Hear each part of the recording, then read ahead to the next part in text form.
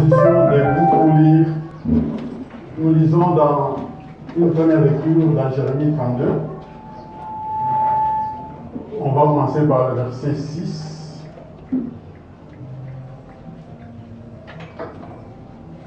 Le temps que vous puissiez trouver l'écriture, inclinez la tête pour la prière. Dieu bien-aimé, Créateur du ciel et de la terre, Seigneur Jésus, nous tenons tout tremblant derrière cette chair. Nous nous estimons insuffisants pour cette tâche, mais que par ta force, par ta présence, tu peux atteindre les cœurs de tes enfants. Amen. Il était demandé une fois qui est digne de prendre le livre et d'en ouvrir les sceaux. Personne ne fut trouvé digne ni au ciel, ni sur terre, ni sous la terre. Jusqu'à ce que c'est en ces mots. Voici Anamel, fils de ton oncle Shalom, va venir auprès de toi pour te dire, achète mon champ qui est à Anatote, car tu as le droit de rachat pour l'acquérir. Et Anamel, fils de mon oncle, vint auprès de moi et de rachat. Achète-le.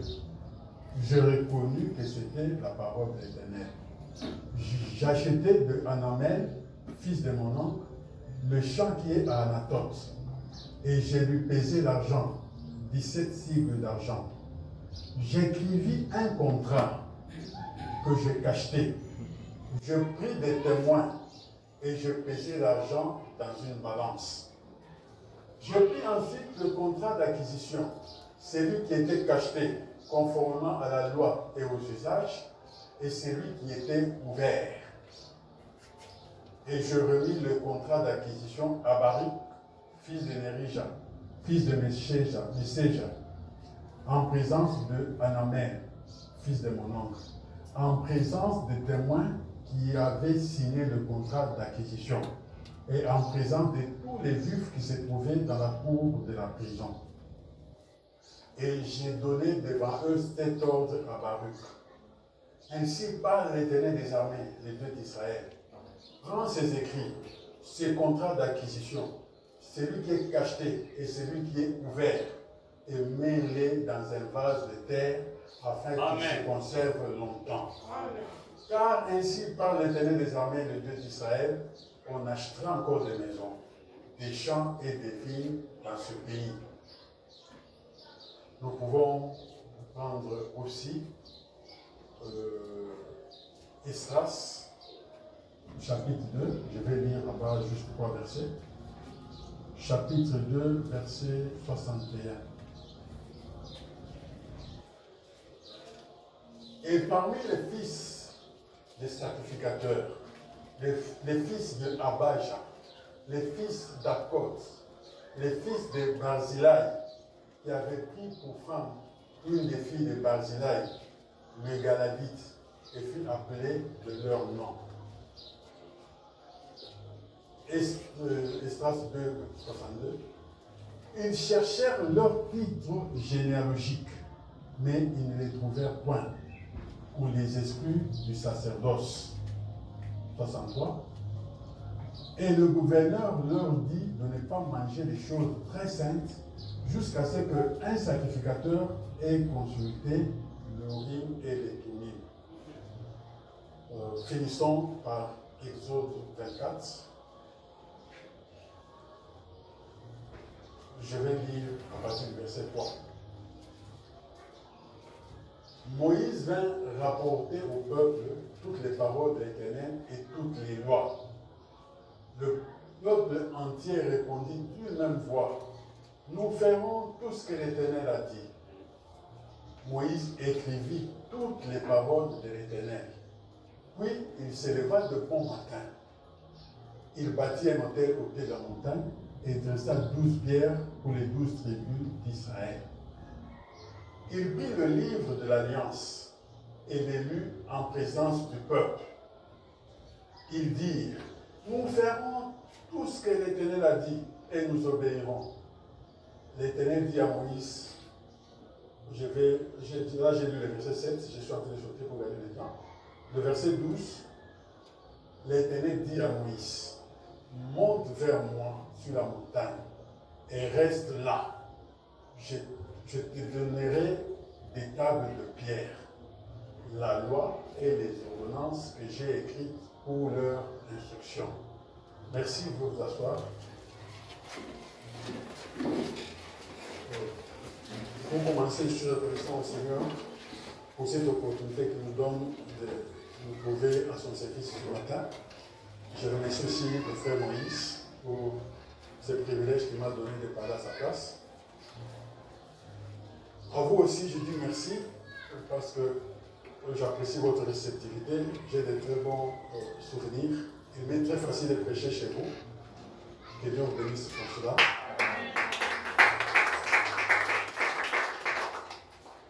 Je vais probablement commencer ma prédication. Je vais l'intituler comme thème, je vais parler du droit de rachat ou le droit de propriété. En fait, ça sera plus axé sur le droit de propriété foncière. Ce qu'on appelle le droit, c'est l'ensemble de lois dans un pays ou des coutumes, des pratiques dans un pays pour réglementer des secteurs de la vie. On va juste voir quelles sont les lois de Dieu pour Israël et pour nous, pour ce qui est de posséder des choses. Comment être propriétaire d'un bien comme une maison, comme un véhicule, comme n'importe quoi. Il y a une loi de Dieu pour toutes ces choses-là. Dans le verset 7 qu'on a lu de Jérémie 32, la Bible dit, d'abord pour vous donner le contexte, Jérémie a prophétisé que Israël va être déporté en captivité. D'autres prophètes se sont levés pour dire que non, c'est faux, Dieu ne peut pas faire ça. Et le roi n'était pas d'accord avec lui, il l'a mis au cachot, dans une prison. Ayant annoncé qu'on va vous déporter, il va y avoir une guerre. Dans une période comme celle-là, les maisons doivent baisser les prix. Parce qu'en fait, si quelqu'un croit qu'il y a guerre demain, vous apprenez que les ennemis sont déjà à côté, je crois que vous vendez pour fuir avec l'argent parce que vous ne pouvez pas emporter votre maison. C'est que les maisons n'ont plus de valeur. Parce qu'on se dit, tout ça, ça sera détruit. Pendant que Jérémie était dans cet état d'esprit, il croyait vraiment qu'il y aura déportation. Le peuple va quitter cet endroit. Dieu vient lui dire la nuit, il lui dit dans un rêve ou une vision que demain matin, ton cousin va venir vers toi, il viendra pour te dire, achète mon champ qui est à tel endroit, parce qu'il est de ta famille, achète ce champ qu'il t'offre là. Et c'est ce que Jérémie a vu le matin, il a vu son frère ou son cousin venir à la prison, avec les mêmes propositions comme c'était dans le songe. Et au verset 7, il dit, voici Amamel, fils de mon oncle Shalom, va venir auprès de toi, fils de ton oncle Shalom, va venir auprès de toi pour te dire, achète mon champ qui est Anatote, car tu as le droit pour l'acquérir. Donc, en Israël, une maison ou une terre ne pouvait pas s'acquérir de n'importe quelle manière. Il y avait des lois pour avoir une quelconque possession. J'ai dit que le thème que je vais exploiter, il est très vaste. Ça devrait prendre peut-être plusieurs sermons. Mais je vais juste réduire pour parler principalement. Si je peux intituler, il n'y a pas de problème. Si je peux intituler le titre d'aujourd'hui là, ce que je vais exploiter, c'est les 3 Torahs de Moïse. Donc, Moïse a écrit 3 fois la Torah dans la Bible. Et qu'est-ce que ça a à faire avec chacun de nous? Le but que je poursuis, c'est juste ajouter quelque chose à ce dont on a parlé aux réunions passées, arriver à enlever la peur des cœurs des chrétiens. Parce que notre premier ennemi, c'est la peur. C'est la chose la plus mauvaise, le plus grand fléau de notre âge. Et un chrétien ne devrait pas avoir peur, surtout s'il connaît ce que Dieu a fait de lui et ce que Dieu a fait pour lui.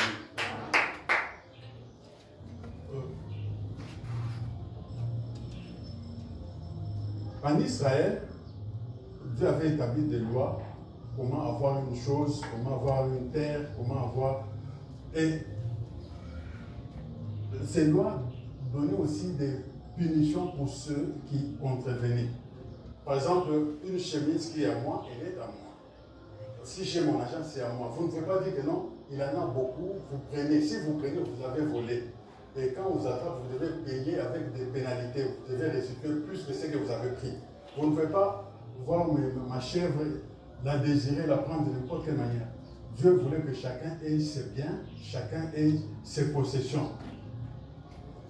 Donc, pour posséder quelque chose, être propriétaire de quelque chose, Dieu a donné des lois qu'il faut connaître. Et quand vous connaissez ces lois, vous pouvez aussi protéger ce que Dieu vous a donné. Dieu lui-même, quand il a créé tous les étoiles et tout, il a fini la création. Il a confié la gestion à l'homme.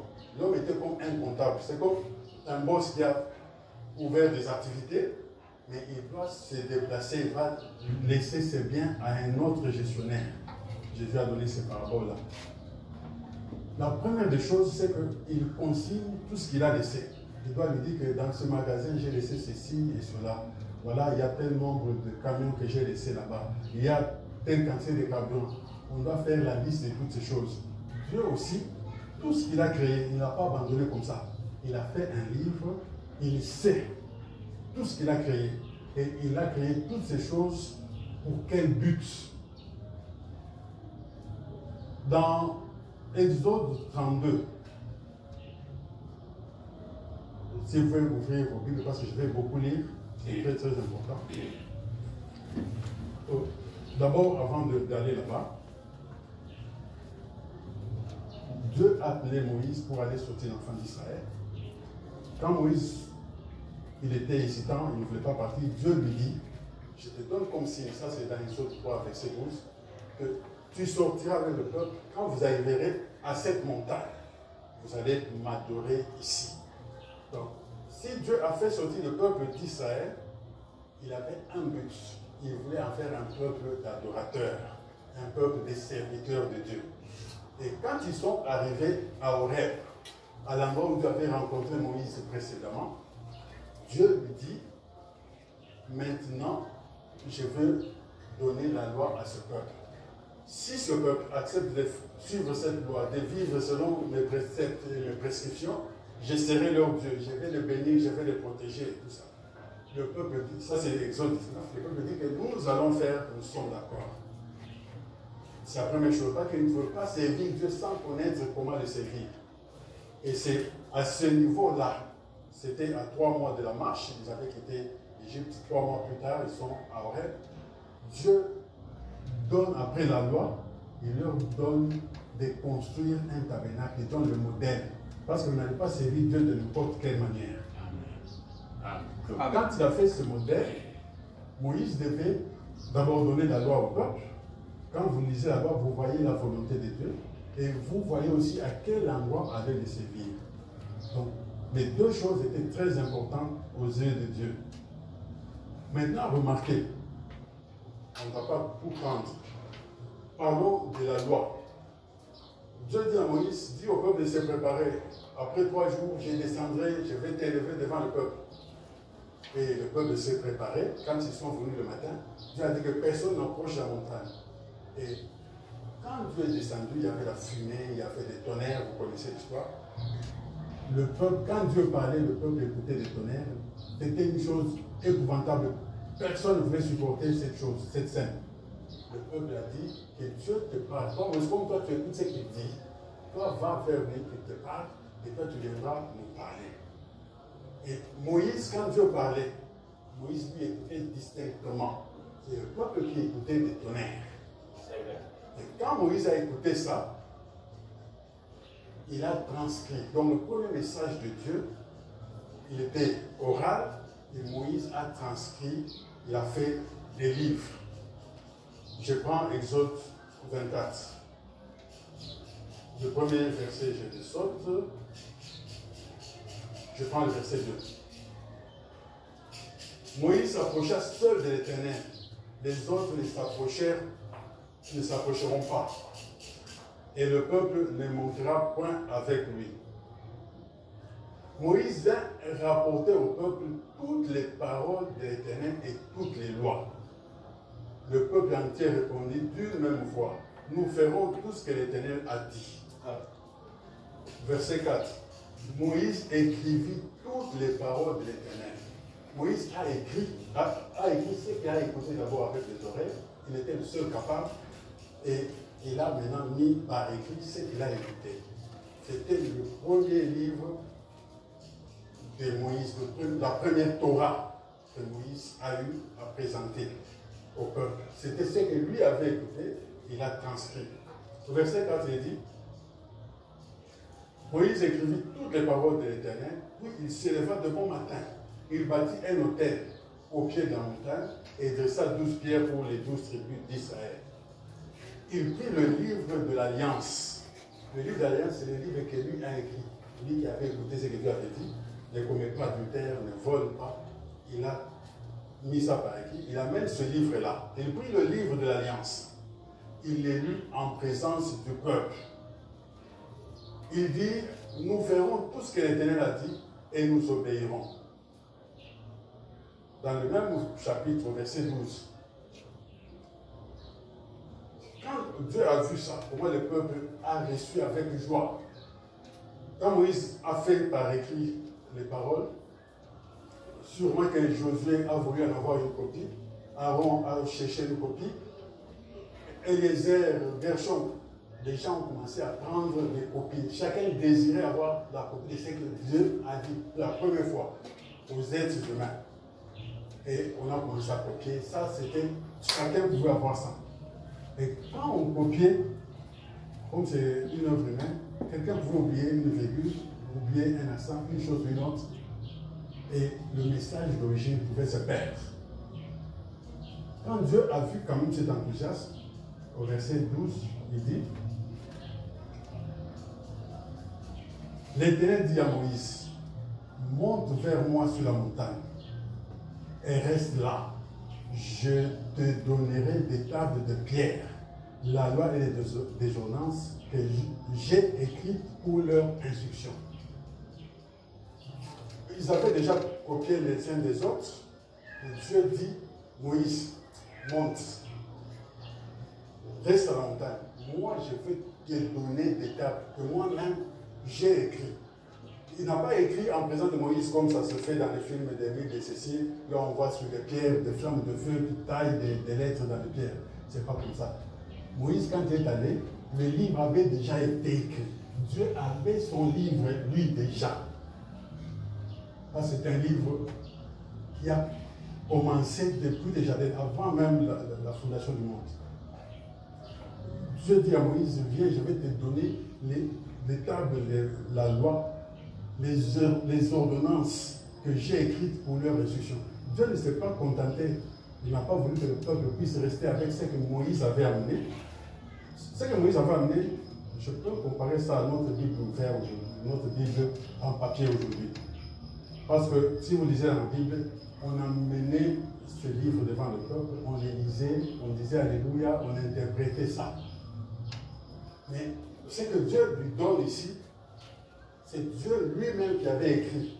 La Bible dit que c'était l'ouvrage de Dieu lui-même. Les pierres là, ce n'est pas quelqu'un qui les a taillées, c'est Dieu lui-même qui les a taillées, qui les a créées.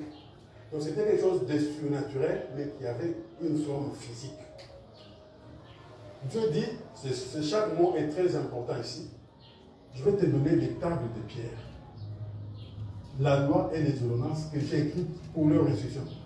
Si Dieu a écrit lui-même un livre, ce livre-là, il dit que c'est pour leur instruction. Le mot instruction, en hébreu, c'est la même chose qu'en français. Ça veut dire cultiver. Là où la Bible dit, par exemple, que j'enlève le reste, la Bible dit qu'il n'y avait personne pour cultiver la terre. Le mot là, c'est le mot instruire la terre. C'est pratiquement ce que nous faisons en disant en français. Nous disons quand quelqu'un a beaucoup étudié l'instruction, que c'est un homme qui est cultivé. En fait, qu'est-ce qui arrive? Quand vous avez votre enfant qui est né, qui joue, qui marche à quatre pattes, il fait pipi au lit, il est comme une masse informe.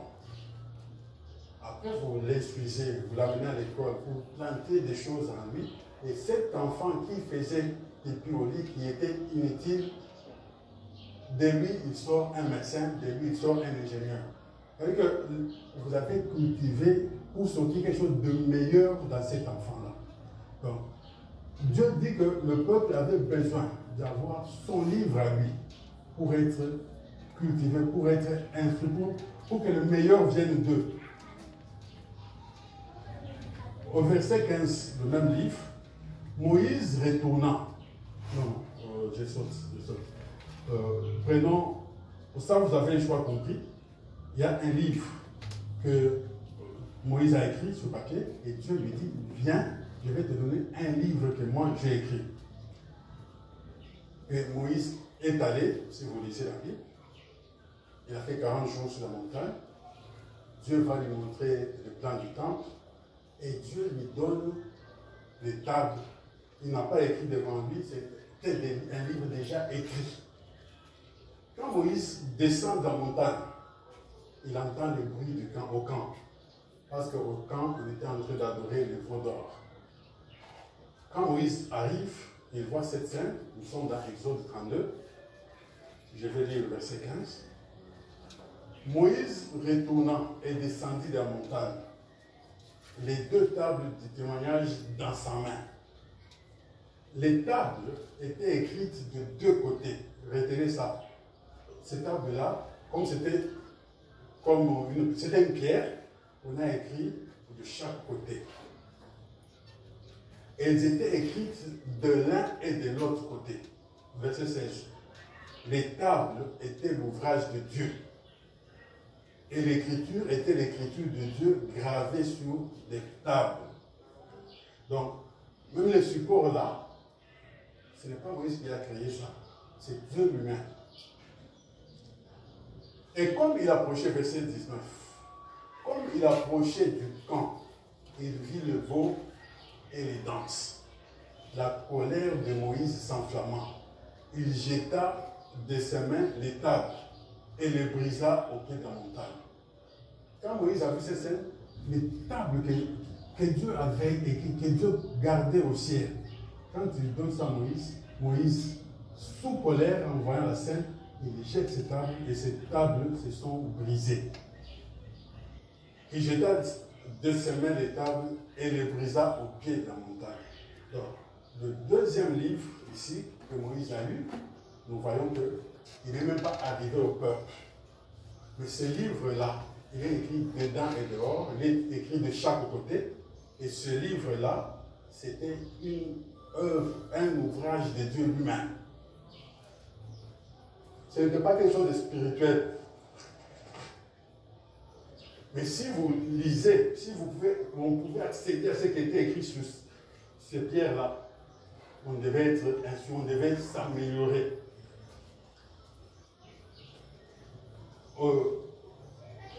Quand Moïse casse le deuxième livre, Dieu ne s'est pas arrêté là.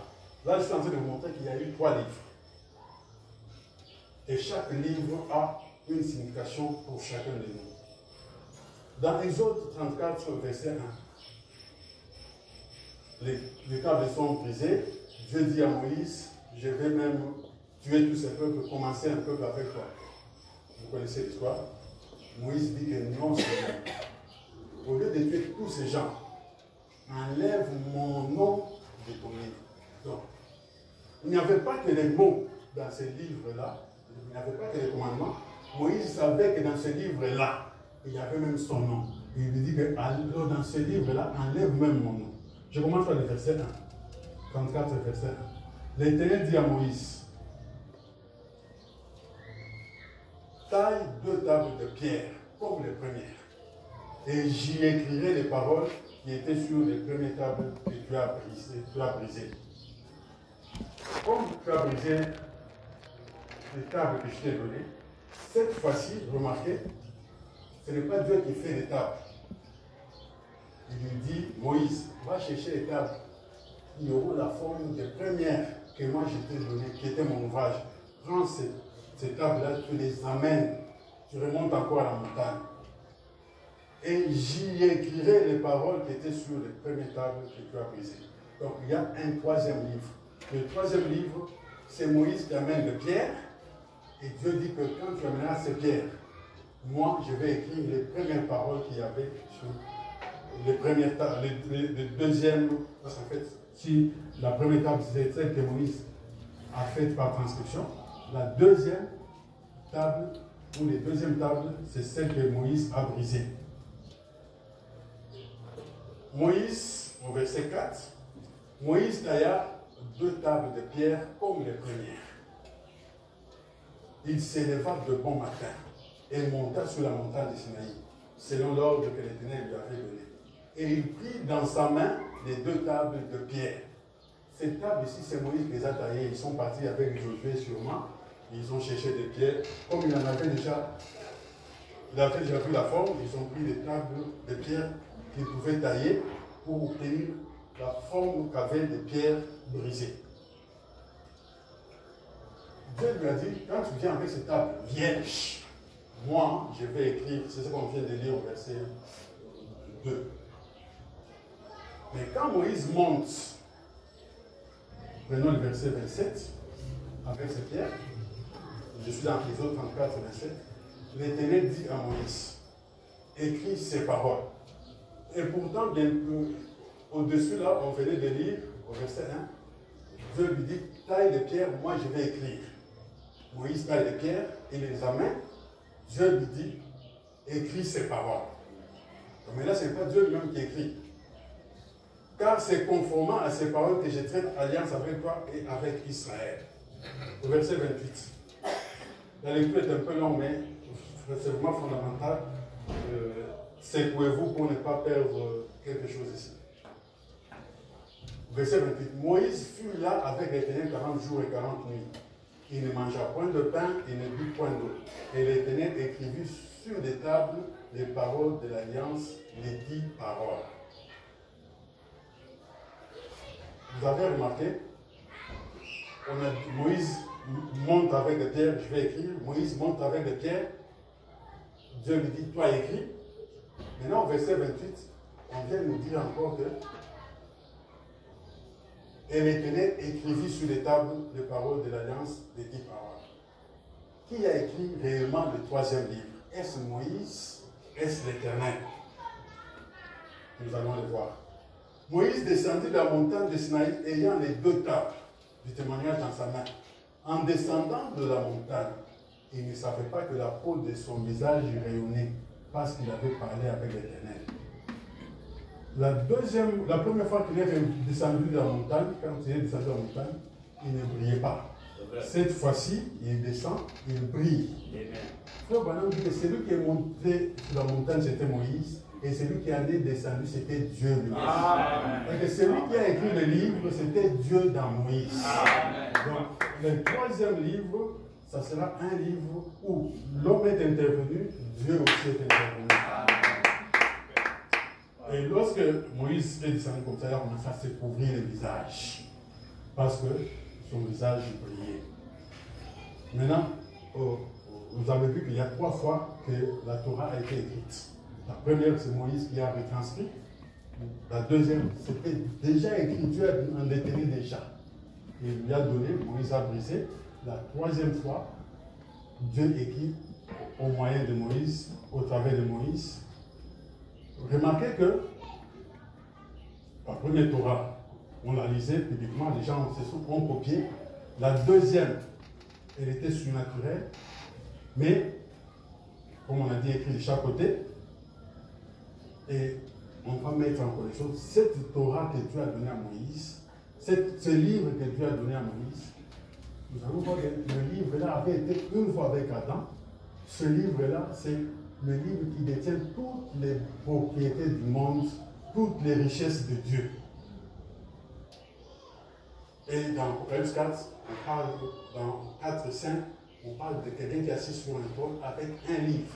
Et ce livre-là, il nécessitait qu'on trouve quelqu'un qui pouvait le prendre et le redonner aux hommes. Cette deuxième Torah, il n'y avait que Moïse qui avait touché à ça. Peut-être Josué l'a vu parce qu'une partie du chemin, ils ont fait avec Josué. Mais avant que Josué ne retouche, ne puisse y accéder, Moïse a brisé. Donc le seul être humain en son temps qui avait touché à ce livre, création de Dieu, c'est justement Moïse. Et en brisant ça, il nous a fait manquer à la race humaine de connaître cette transformation, ce changement, cette instruction que Dieu voulait. En prenant les données de ces livres, en prenant les paroles de ces livres, on devait connaître un certain changement. Je suis en train de parler peut-être en parole, mais je vois Frère Branham dans le Sabino Canyon, il va recevoir une épée. Et cette épée-là, c'était une épée réelle, il n'était pas en train de rêver. Et cette épée, c'était une épée que Dieu détenait, c'était l'épée de Dieu lui-même. Et cette épée ne parlait que de la parole qu'on va lui remettre. Cette fois-là, il ne va pas casser. Cette fois-là, il va amener cette épée jusqu'à nous.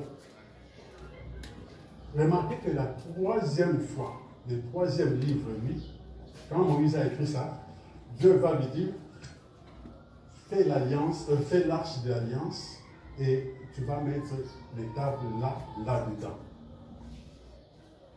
Quand Moïse a fait cette arche de l'alliance, il a pris les tables là, il a placé là. Donc ce n'était pas un livre qu'on promenait, qui passait chez Josué, de chez Josué, chez Aaron, non. Ça, c'était resté dans le lieu très saint. Et ce livre-là, le troisième, tout ce qui approchait de ce livre reprenait vie. Quand on y a mis un bâton de Aaron, le bâton a germé. On y a mis dans une coupe, on y a mis de la manne qui pourrissait, qui ne pouvait pas passer 24 heures. Cette manne à cet endroit ne pourrissait pas. Et cette manne, ça se multipliait. Donc, un sacrificateur aujourd'hui entré, il a mangé. L'année prochaine, celui qui viendra, il trouverait la quantité de manne, en prenait encore. Donc, c'était un milieu, un endroit très spirituel, un endroit mystique, si je peux dire. À cause de la présence de ces livres qui étaient à cet endroit-là.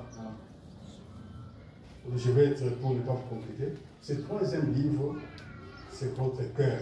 Parce que l'alliance, c'est votre cœur. La table, je vais dire l'arche d'alliance, c'est votre cœur. On a déjà vu ça un autre jour. Je sais que Paul est en train de dire dans Corinthiens, 2 Corinthiens au chapitre 3, il dit que vous êtes des lettres écrites. Vous dit au verset 3, vous êtes manifestement une lettre de Christ écrite par notre ministère. Donc, comme dans le temps passé, Moïse, c'est lui qui a écrit par son ministère, par son moyen. Dieu a écrit au travers de Moïse. Vous, c'est le ministère de Christ au travers des humains qui marque en vous, qui écrit en vous les paroles de Dieu.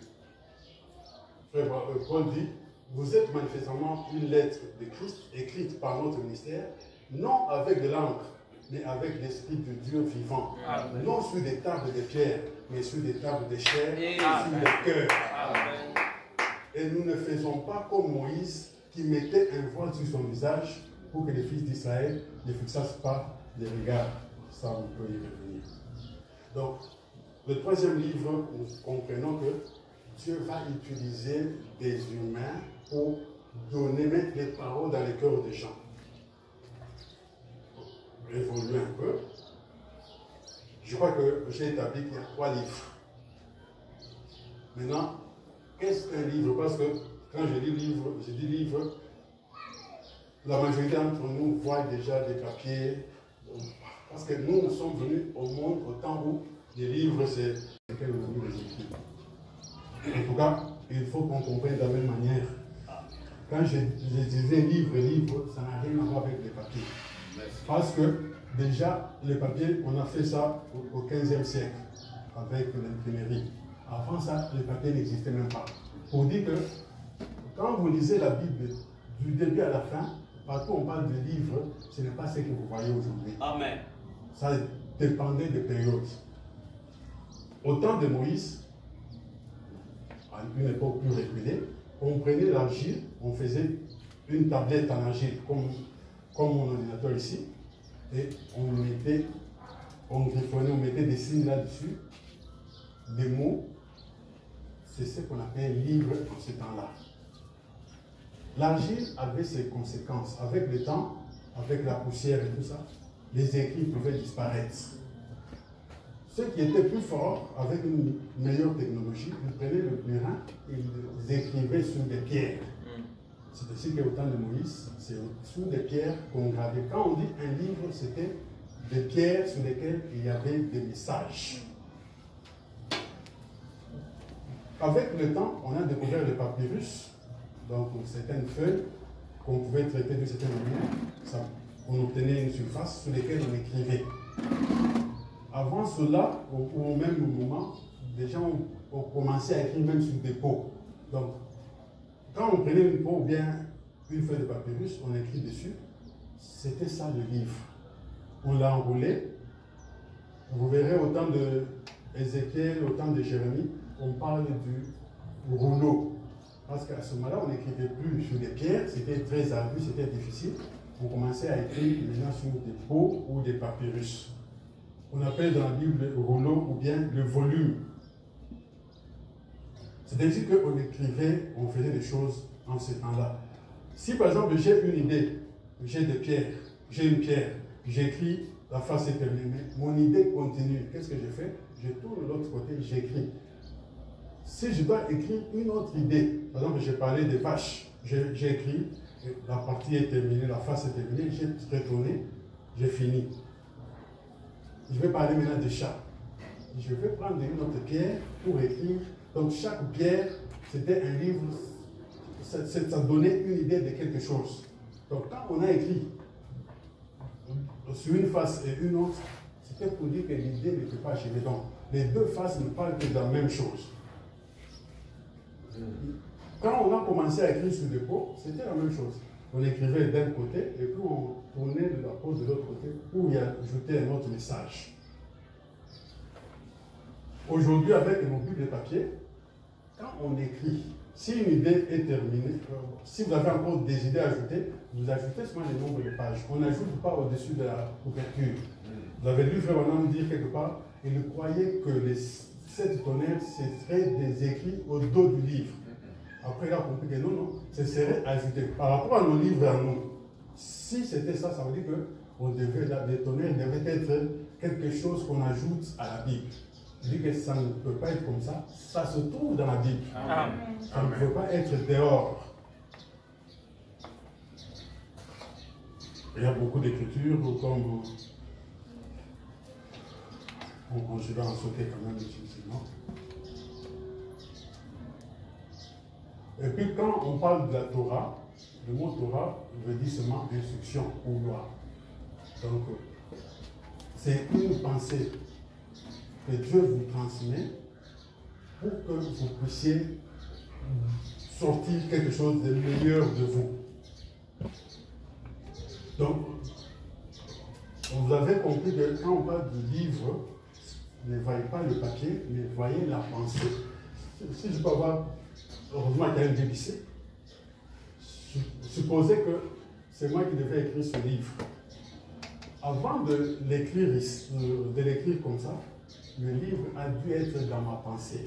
Oui. Je me suis dit que je vais couvrir avec un cuir noir. Je me suis dit que les écrits, toutes les phrases de Jésus vont être écrites par exemple en rouge. Je vais aligner la Genèse jusqu'à l'Apocalypse. Tout ce que vous voyez là, ça a dû être une pensée et quelqu'un a mis ça sur un support. Vous comprenez que si vous brûlez tous les livres que j'ai écrits, vous n'avez pas encore détruit les livres. Aussi longtemps que je vis, comme la pensée est en moi, je peux encore reproduire le même livre. On a trouvé dans des grottes par les historiens, les chercheurs, les archéologues, ils trouvent dans des grottes là où les premiers habitants de la terre, les premiers hommes ont vécu, on trouve par exemple sur des murs, des parois, des écrits, on essaie de les exploiter. C'était des livres à leur manière. Quelqu'un a vécu par exemple dans cette grotte, il a vécu des choses, il marque il dessine, parce qu'on n'avait pas d'écriture spéciale, il n'avait pas des alphabets comme nous, il met ses écrits là-bas. Plus tard, quand quelqu'un arrive là, il peut se dire que ici, telle chose était arrivée. Ici, on avait enterré tel autre. Donc, en lisant, en trouvant des livres, vous pouvez connaître ce qui s'est passé.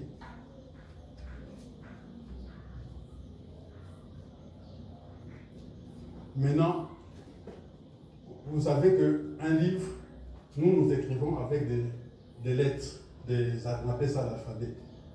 Quand on a écrit la Bible, on n'avait pas des alphabets comme ça, on avait des hiéroglyphes, c'était des dessins. Quand vous lisez en hébreu ou bien en égyptien ancien, vous trouverez des oiseaux, vous trouverez des coupes.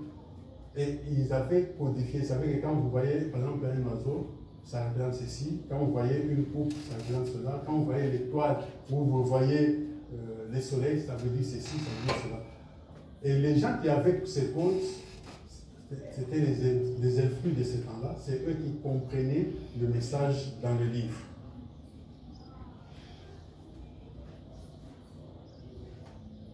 Vous savez que même aujourd'hui, à part les livres que nous avons en papier, aujourd'hui, nous avons nos téléphones, il y a des Bibles. C'est la même Bible qui est en papier, mais on a mis ça dans votre téléphone. C'est devenu numérique. Donc, le livre ou la Bible, c'est la pensée que Dieu avait. C'est ça qui est la Bible. Vous pouvez avoir aujourd'hui votre Bible en audio. Vous écoutez les paroles. C'est la même Bible, vous êtes sur la même base que Moïse qui avait sur les pierres. Vous êtes sur la même base que celui qui a le papier. Vous êtes sur la même base parce que vous avez la même pensée. Vous, c'est en audio. Un autre. Quand nous étions petits, on lisait des livres de bande dessinée. Il n'y avait pas de phrases, mais vous voyez seulement que ce personnage, il a changé ici, il est avec un chien, et vous comprenez toute l'histoire à partir des dessins. Donc, il y a plusieurs façons de faire un livre. Actuellement, nous sommes seulement déformés parce qu'à notre époque, on a des alphabets. Mais les livres, il en existe partout. Quand vous êtes sur la route, vous voyez par exemple un panneau, je veux dire, de signalisation. On a dessiné 2 enfants avec des cartables.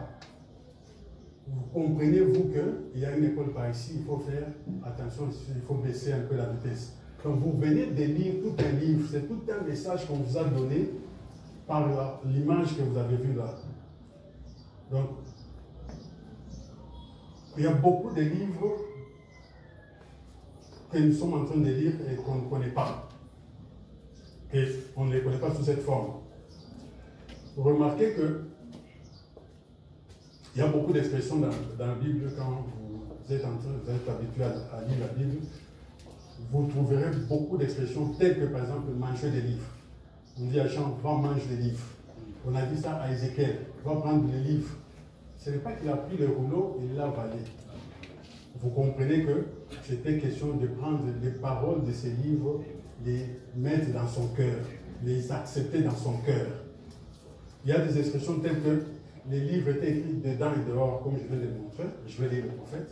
Ça veut dire que c'est la même pensée qui pouvait être d'un côté et de l'autre. Il y a des expressions telles que les livres étaient cachés ou bien scellés. Quand c'était en pierre, si je veux que vous ne puissiez pas lire ma Bible là, ou bien mon livre, qu'est-ce que je devais faire? Il y a 2 choses. Je devais mettre un voile. Vous ne pouvez pas lire ce que j'ai écrit dessus, parce que c'est caché. Si je ne couvre pas le livre, je peux vous mettre le voile sur les yeux. Et quand je mets le voile sur vos yeux, vous ne pouvez pas voir ce qui est dans le livre. C'est ce que Moïse a fait.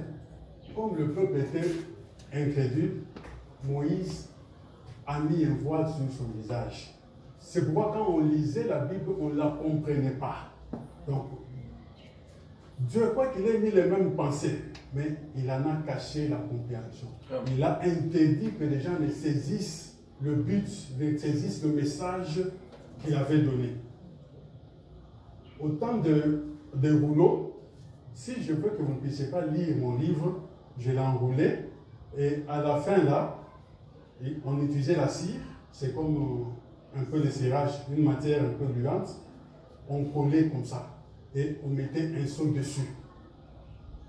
Ça veut dire que personne ne peut ouvrir ça. Si vous ouvrez un seau qui n'est pas le vôtre, c'était passible de jugement. C'était une infraction.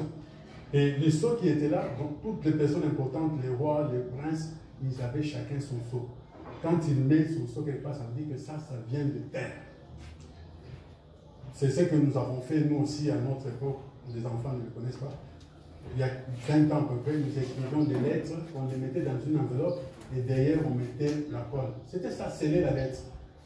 On mettait les seaux, pourquoi? Pourquoi cache-t-on ce qui est dedans? Si on met les seaux, c'est pour quelques raisons. On veut garantir que le message qui est dans l'enveloppe est fidèle, est intègre, est entier. On n'a pas modifié.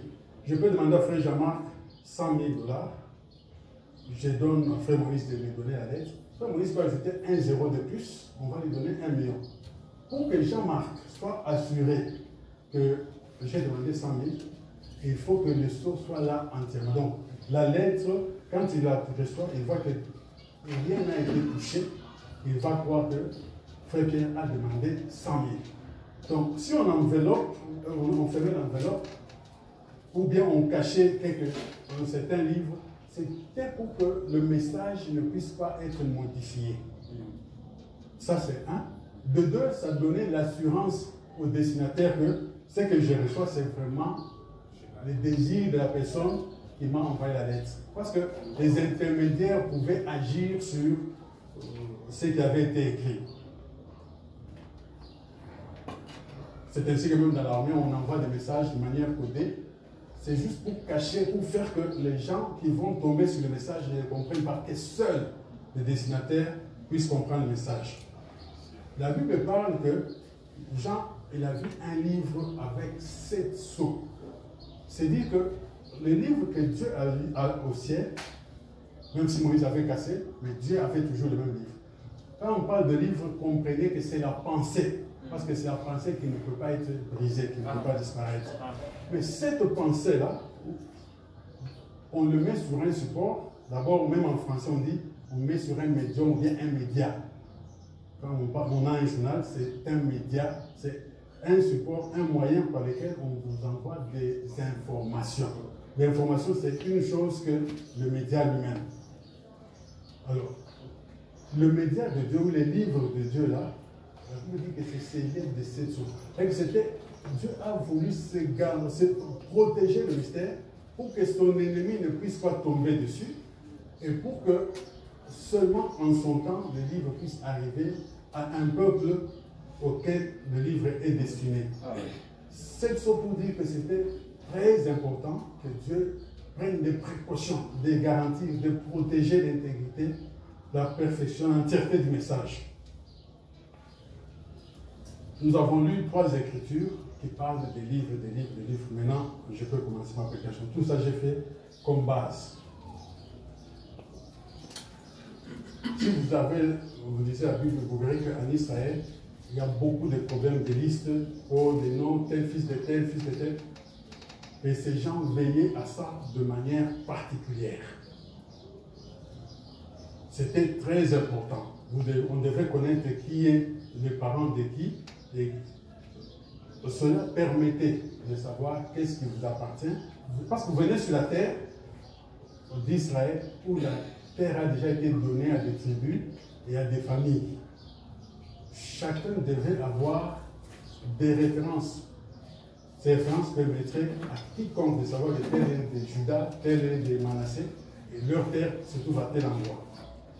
Les enfants de Jéthro, parce que Jéthro, à un moment donné, il a rejoint Moïse dans la marche, ou la famille de Jéthro, ils sont arrivés à Jérusalem, ils sont arrivés en Palestine. C'est eux qui les parlaient dans Jérémie, je crois, 35.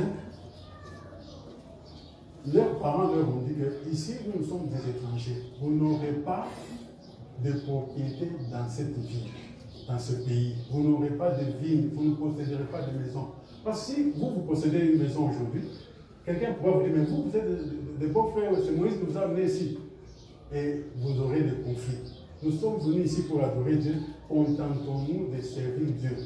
Dans notre famille, nos enfants ne pourront pas avoir de propriété. Ceux qui avaient de propriété devaient aussi prouver comment ils sont reliés à cette propriété. Vous n'allez pas prendre un champ comme ça et puis vous dites que ici ça m'appartient. Non, vous devez prouver que vous êtes fils de terre, vous êtes de la famille de terre, vos ancêtres avaient cette terre et ça a été transmis comme ça jusqu'à vous.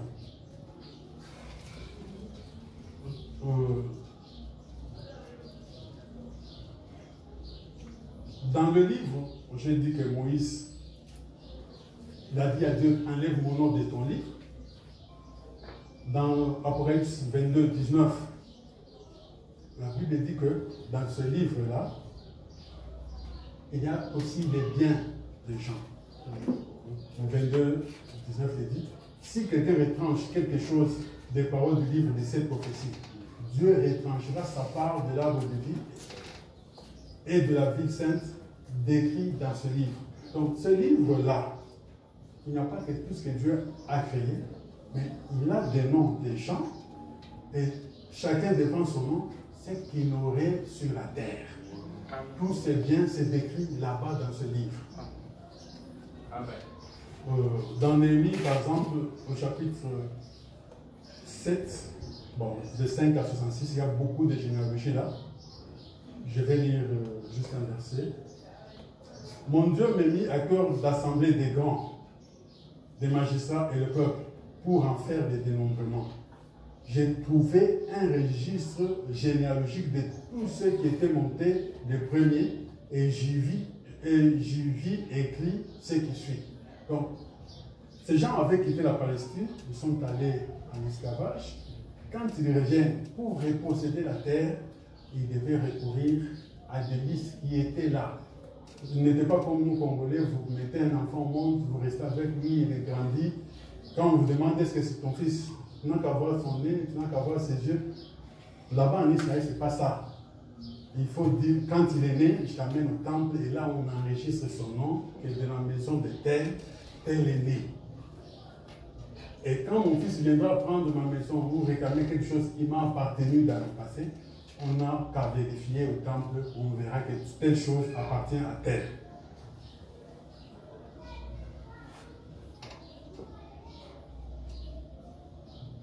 Il y a beaucoup de versets comme dans Ézéchiel 13, verset 9, ça je peux vous lire, ça c'est quand même beau. C'est Dieu qui dit, ma main sera contre les prophètes dont les visions sont vaines et les oracles menteurs. Ils ne feront point partie de l'assemblée de mon peuple. Ils ne seront pas inscrits dans le livre de la maison d'Israël et ils n'entreront pas dans le pays d'Israël. Et vous saurez que je suis l'Éternel, le Seigneur, l'Éternel. Donc, en Israël, il était nécessaire. Même si vous êtes dans les livres, vous figurez, mais si vous déplaisez à Dieu, Dieu pouvait effacer votre nom. Ça veut dire quand on efface votre nom, on vous déshérite, on vous enlève tout. Donc, vous ne posséderez rien auprès de Dieu. La vie, pourquoi eux, ils faisaient toutes ces choses? Parce qu'ils considéraient que pour que l'ordre puisse régner, il faut nécessairement qu'on puisse retracer chacun, comme il est descendu d'où, et quelle est la portion que Dieu leur a donnée sur terre. Ce n'était pas bon, ce n'était pas fait juste pour Israël, Dieu l'a fait en réalité pour tout le monde. Amen. La vie est tellement sacrée que Dieu a commencé par faire un livre et il a écrit les noms de tous ceux qui vont naître comme ses enfants. Amen. Et tout ce qu'ils auront, même votre cheveu, même une pomme peut éclater ici, amen, nous mourrons tous. On est pulvérisés. Mais à la résurrection, vous n'aurez pas mon cheveu. Vous aurez mon cheveu. Amen. Donc, à la résurrection, chacun repossédera ce que Dieu avait dans sa pensée comme appartenant à terre. Amen. Alors Dieu a un livre qu'on appelle le livre de l'agneau. Ce livre de l'agneau, quand on parle de l'agneau, c'est pour vous dire de la rédemption. Et dans ce livre, l'auteur lui-même c'est l'agneau. L'acteur principal, ce livre ne parle que de l'agneau. Au début, déjà dès que vous ouvrez le livre là, on vous parle de l'agneau. Et quand vous le fermez dans l'Apocalypse, on parle encore de l'agneau parce qu'on dit, ça finit par vous dire l'épouse de l'agneau. L'épouse d'un agneau ne peut être qu'un agneau. Donc, ce livre-là, il est la chose la plus précieuse que vous pouvez chercher sur cette terre ce livre d'agneau. Il parle de toute la création de Dieu, de tous ses biens, de tous ses héritiers. Donc, si on efface votre nom, comme je disais, ça veut dire que vous perdez la faveur de Dieu. Quand Dieu veut vous déclassifier, il enlève votre nom. Donc, vous n'hériterez rien, vous resterez seulement un homme dans le temps, sur la terre, à votre nom, on vous enterre, c'est fini aussi pour vous. Si vous lisez, par exemple, bon, ça, beaucoup d'écritures existent pour dire ça, j'en ai donné comme Moïse. Quand on dit, par exemple, que votre nom est trouvé dans le livre, ça veut dire que vous avez part au salut éternel. C'est ce que Daniel 12 dit. Au verset 1, il dit, en ce temps-là, s'élèvera Michael, le grand chef, le défenseur des enfants de ton peuple. Et ce sera une époque de détresse, telle qu'il n'y en a point eu de semblable depuis que les nations existent jusqu'à cette époque. En ce temps-là, ceux de ton peuple qui seront trouvés inscrits dans les livres seront sauvés. Donc, si vous n'êtes pas dans les livres, ça veut dire que Dieu n'a pas à faire avec vous. Mais quand vous avez votre nom dans les livres, ça veut dire que vous êtes sauvable, vous serez sauvés. Dans le Nouveau Testament, il y a beaucoup d'écritures qui montrent que Dieu a des listes des élus. Par exemple, dans Philippiens 4, au verset 3, Paul dit, « Et toi aussi, fidèle collègue, oui, je te prie de les aider. Elles qui ont combattu pour l'évangile avec moi et avec Clément et mes autres compagnons d'œuvre, dont les noms sont dans le livre de vie. » Il y a des gens sur cette terre, dans le livre de vie de Dieu là, il y a depuis longtemps. Leur nom se trouve là. Amen. Dans Hébreux 12, 23, Paul dit, de l'assemblée de premiers-nés inscrits dans les cieux. Donc il y a des gens dont les noms sont dans les cieux. Il est sur la terre, mais Dieu, dans sa pensée, dans son livre, il a son nom dedans. Et dans Proverbe, on parle de gens dont les livres n'ont pas été, dont les noms n'ont pas été écrits dans les livres dès avant la fondation du monde. Le livre là, Jean, quand il l'a vu, on a posé la question, qui peut le prendre?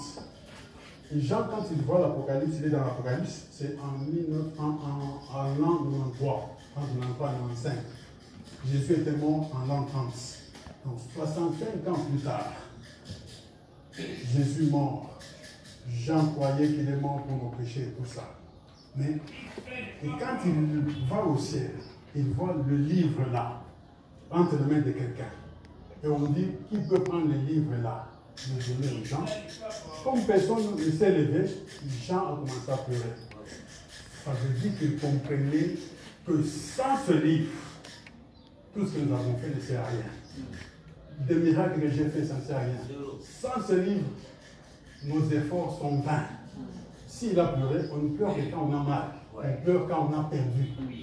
Donc s'il a pleuré, il savait que si on ne les donne pas, nos efforts sont vains.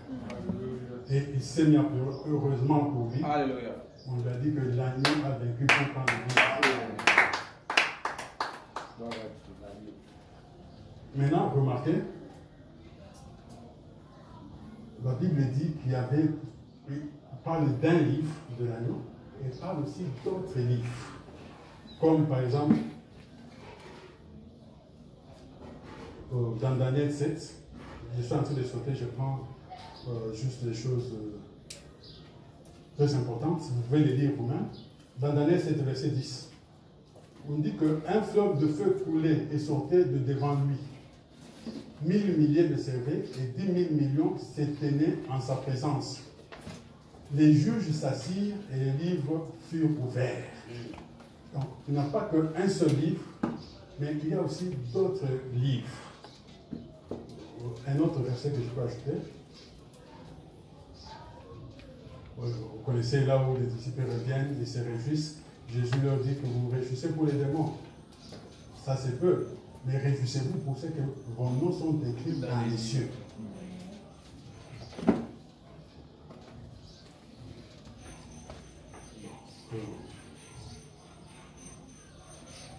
dans Apocalypse chapitre 5, c'est là que Jean a pleuré. Si vous ouvrez ce livre-là, vous allez avec moi dans Apocalypse 5, vous remarquez quelque chose. Il dit, je vis un ange puissant qui criait d'une voix forte. Qui est digne d'ouvrir les livres et d'en rompre les sceaux? Personne dans le ciel, ni sur la terre, ni sous la terre, ne put ouvrir le livre ni le regarder. Et je pleurais. Je sais que personne ne fut trouvé digne d'ouvrir les livres ni de les regarder. Maintenant, au verset 7. L'agneau vint, il prit le livre de la main droite de celui qui était assis sur le trône. Quand l'agneau a pris le livre, au verset 12, les êtres qui étaient au ciel ont commencé à crier. Ils disaient d'une voix forte, l'agneau qui a été immolé est digne de recevoir la puissance, Amen, la richesse, Amen, la sagesse, Amen, la force, l'honneur, la gloire et la louange. Donc ces livres-là avaient même les richesses de Dieu. Donc ne pas les donner aux humains, c'était une catastrophe. Donc ça n'aurait servi à rien de se sacrifier, de passer notre jeunesse à servir Dieu. Donc, alors on devait juste aller dans le monde, vivre et attendre notre mort. Et quand Jean a vu l'agneau prendre le livre, tous ceux qui ont compris le mystère du livre, ils ont dit que maintenant, toutes les richesses de Dieu, toute la gloire sont maintenant à l'agneau. Heureusement que l'agneau, quand il prend ce livre, il n'a pas gardé pour lui. C'était un livre pour vous. Amen. Parce qu'en fait, là-dedans, votre nom avec tout ce qui vous appartient. Amen. Nous avons lu, maintenant je peux revenir à ma prédication, tout ça c'était long, mais je voulais que ça soit dit. Nous avons lu dans Jérémie 32. Il a acheté le champ de son frère, de son cousin. La Bible dit, au verset 10, 32, 10, j'écrivis un contrat, ça veut dire un acte de vente dans notre langage à nous, c'est un acte de vente. J'écrivis un contrat que j'ai cacheté. Donc, il a caché un, il a mis le sceau. C'était sur dépôt en son temps. J'ai pris des témoins et j'ai pesé l'argent dans une balance. J'ai pris ensuite le contrat d'acquisition. Celui qui était cacheté, conformément à la loi et aux usages, et celui qui était ouvert. Avant de continuer, je remonte un peu, parce que c'est très important. Je vous ai dit qu'il y a un livre, celui de l'agneau, et il y a d'autres livres à plusieurs endroits. Au jugement, il y aura des petits livres qui vont être ouverts. Et la Bible dit que les gens furent jugés selon ce qui était écrit dans ces livres. En réalité, je n'ai pas le temps de le montrer, dès que vous êtes né, votre cœur, votre âme, c'était une pierre vierge. Et on a commencé à écrire dessus. Il y a quelque chose qui enregistre tout ce que vous avez fait sur cette terre. Les premières odeurs que vous avez aimées, les premiers sons de vos parents, toutes ces choses ne sont pas oubliées. Tout ce qui vous arrive est enregistré. Comme nous sommes ici, nous pouvons partir, c'est ici aux États-Unis, celui-là en France, on peut remettre cette scène, comment on a été ici. Parce que nous sommes dans les vagues. Donc notre présence ici va se déplacer dans les airs et ça va rester comme ça. Donc tout ce que vous dites, tout ce qui vous arrive, il n'y a rien qui se perd. C'est enregistré dans un certain livre. Je vous donne un exemple plus précis. Quand vous êtes né, vous ne saviez même pas que vous vous appeliez frère Benda. Sûrement que quelqu'un vous a dit Benda. Vous n'avez même pas répondu. Demain, Benda. Un mois de vous avez dit, mais on dit Benda, Benda, ça peut être moi. Et puis, quand on dit Benda, vous commencez à dire présent, présent. Donc, on a écrit ça en vous. Amen. Avant de venir sur la terre, vous n'étiez même pas congolais. On vous a dit que vous êtes congolais, congolais. On vous a dit que vous êtes Moulouba, le Congo. Ces choses-là sont entrées en vous et vous commencez à croire que ça devient une réalité. Dès qu'on est sur Tevalouba, ça vous énerve. On parle de Wewa, vous vous fâchez. En fait, on ne parle pas de vous. Pourquoi vous vous fâchez? Parce que vous êtes en train de vous identifier. On a marqué en vous que vous êtes cela. C'est ainsi que toutes les choses que vous avez appris à l'école, tout ce que vous êtes aujourd'hui, vous a marqué dans votre tablette. Et vous venez à l'église, Dieu par les ministères, il écrit encore autre chose. Ça peut faire que vous avez comme des bandes qu'on avait dans le passé. on peut y enregistrer 2 sermons, alors vous écoutez des choses différentes sur la bande. Il est bon d'effacer tout ce qu'on a eu avant et de mettre ce que Dieu veut qu'on mette dessus. Amen. Donc, votre vie sera réjouie comme dit Frère Manan. Il n'y a rien qui échappera. Partout vous avez, toutes les fois que vous avez été en colère, toutes les fois que vous avez parlé mal, ça existe. Il n'y a rien qui a disparu. Il n'y a que la repentance qui peut faire que Dieu puisse enlever cela. Ce sont là les autres livres qu'on va ouvrir. Chaque âme devant Dieu, on verra ce que tu as fait sur la terre et ce que tu devais faire. Tout est enregistré et au jugement, tout sera joué. Donc, je reconnecte. Je vous ai dit que le 3e livre était dans le lieu très saint. C'est votre cœur. C'est le petit livre qui est ouvert au jugement. Donc, Daniel est en train de parler. On a ouvert un grand livre et on a ouvert aussi d'autres livres. Très bon. Maintenant, je peux continuer à partir de ça. Comme je suis en train d'enlever quelques pages, je ne voulais pas perdre comme ça. Maintenant, vous voyez ici, si j'en ai parlé, j'ai parlé de 2. Ça veut dire que pour revenir en prédication au début, il y a cette Bible qui est là, qui est en papier, celui que Moïse a écrit. Il y a celui que Dieu détient, que Moïse avait brisé, qui nous a été retourné par l'épée au camion. Il y a aussi le livre qui est dans notre cœur. Maintenant, vous voyez ici, Jérémie achète la terre, il écrit 2 copies. Il prend une copie, il ferme, il scelle ça, et il prend une autre copie, il garde ouverte. Il dit ceci.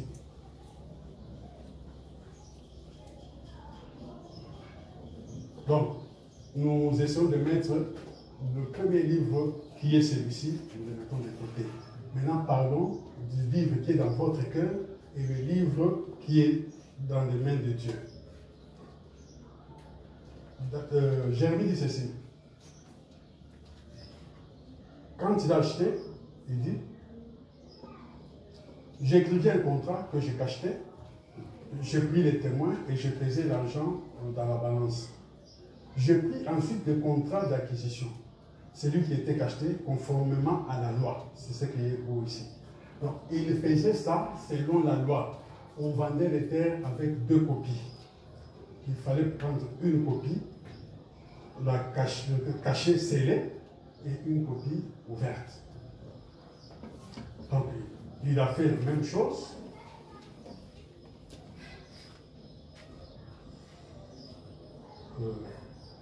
Il dit ceci, au verset 14. Ainsi parle l'Éternel des armées, le Dieu d'Israël. Prends ces écrits, ce contrat d'acquisition, celui qui est cacheté et celui qui est ouvert, et mets-le dans un vase de terre afin qu'il se conserve longtemps. Après avoir écrit 2 copies, on mettait ça dans un vase pour protéger. Parce qu'il vivait dans un désert, la moisissure pouvait abîmer les peaux ou bien les papyrus. Si on revient 30 ans après, ça peut être déjà pourri et vous perdez le message qui était dessus. Pour que ça dure longtemps, on devait mettre dans un endroit sec, on met dans un vase, on ferme, de sorte que on gardait le message tel qu'il a été écrit dessus. Même aujourd'hui, on ramasse encore des papyrus, on sait lire encore des choses. Pendant que nos papiers ici, si vous cherchez vos cahiers de l'école primaire, je crois que ce serait le papier jauni et les écrits auront disparu. Mais à leur temps, ils conservaient de cette manière-là. On mettait dans des vases pour conserver le temps. Retenez que c'était un vase de terre. Car ainsi parle l'Éternel des armées d'Israël, on acheta encore des maisons, des champs et des vignes. Vous voyez, ce qu'il a fait ici, il dit que c'est selon la loi. La loi disait ceci en Israël. Dieu a dit dans Lévitique 25 que la terre est à moi. Vous êtes locataires chez moi. Donc, Israël ou la Palestine, c'est la terre de Dieu lui-même. Les habitants, il dit que vous êtes locataires. Vous construirez, vous ferez des champs. Mais la terre ne peut pas se vendre à perpétuité. Ça veut dire que moi, le propriétaire, j'ai dit que telle partie, on va y habiter par Gad, telle partie par Simeon, telle partie par Manassé. C'est Dieu qui a voulu comme ça. Et quand vous avez votre terre, parce que vous êtes de telle tribu, cette terre-là, vous en jouissez seulement. Le propriétaire reste Dieu. Quand vous péchez, il peut venir vous chasser. Parce que cette terre-là avait appartenu aux Palestiniens, qu'il a chassé pour installer Israël. Et quand il a fait ça, quand vous êtes dans sa terre, vous devez vous conformer à ses principes, à sa loi. Si je suis en Christ, je peux vendre mon lopin de terre, mais je le vends pour un temps. Dieu avait mis des moyens de retourner à la terre. C'est ce qu'on appelle le droit de rachat. C'était des lois concernant les propriétés. Je peux vendre par Christ. Frère Jean-Marc achète. Mais avant d'acheter, il va me dire, frère Pierre, tu sais que le jubilé, c'est dans 7 ans.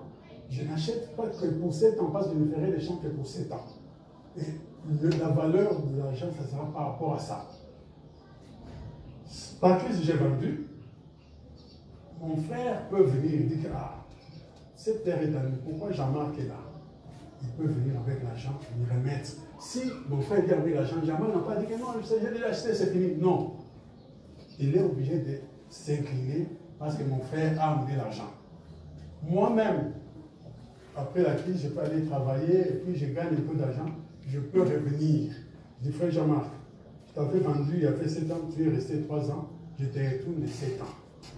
Il ne peut pas refuser.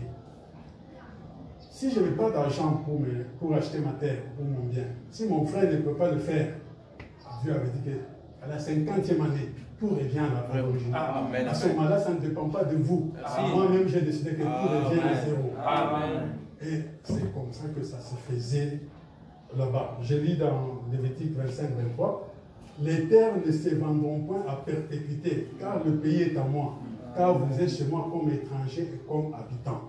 C'est vrai. Amen.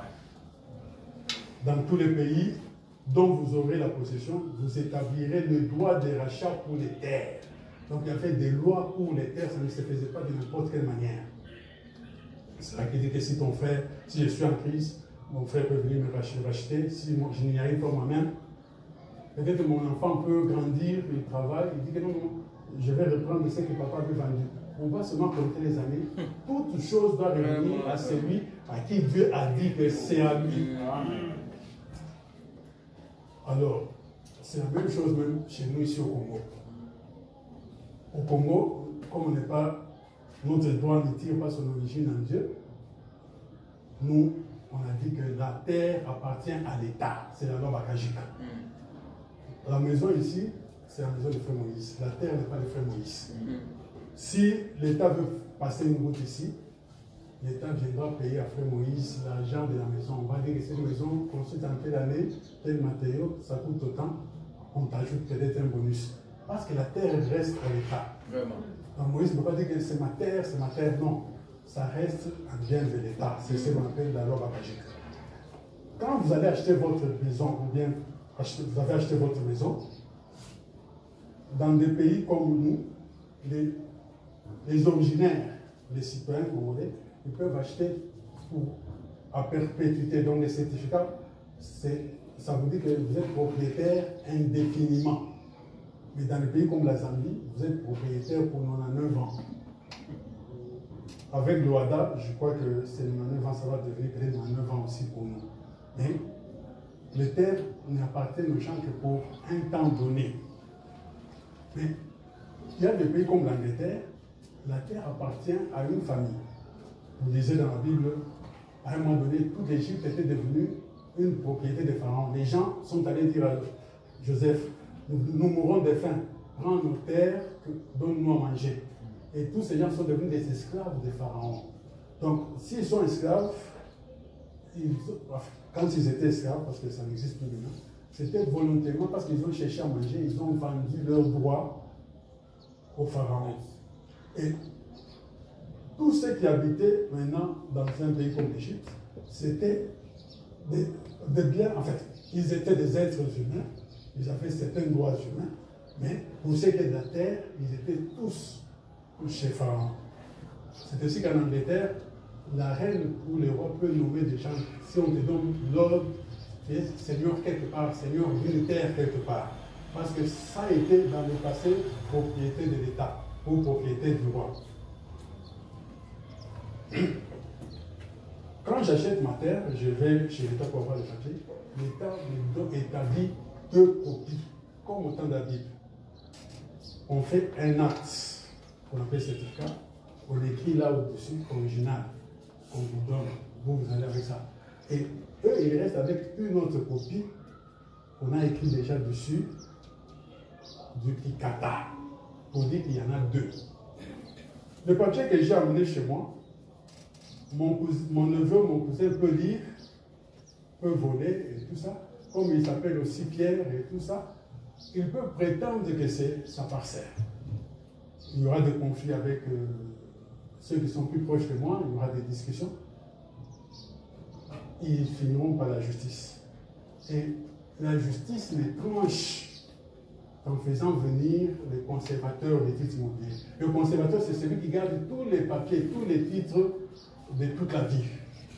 Et quand on va lui poser la question, qu'en est-il de telle parcelle sur telle avenue, il va aller dans ses livres chercher des duplicata. C'est des duplicata qui vont établir telle parcelle appartient à qui. Vous comprenez que, au temps de Jérémie, on a mis ça dans un coffre en vase. Aujourd'hui, nous nous mettons, comme on le dit, conservateur. En réalité, ça veut dire que c'est un monsieur qui a un coffre fort.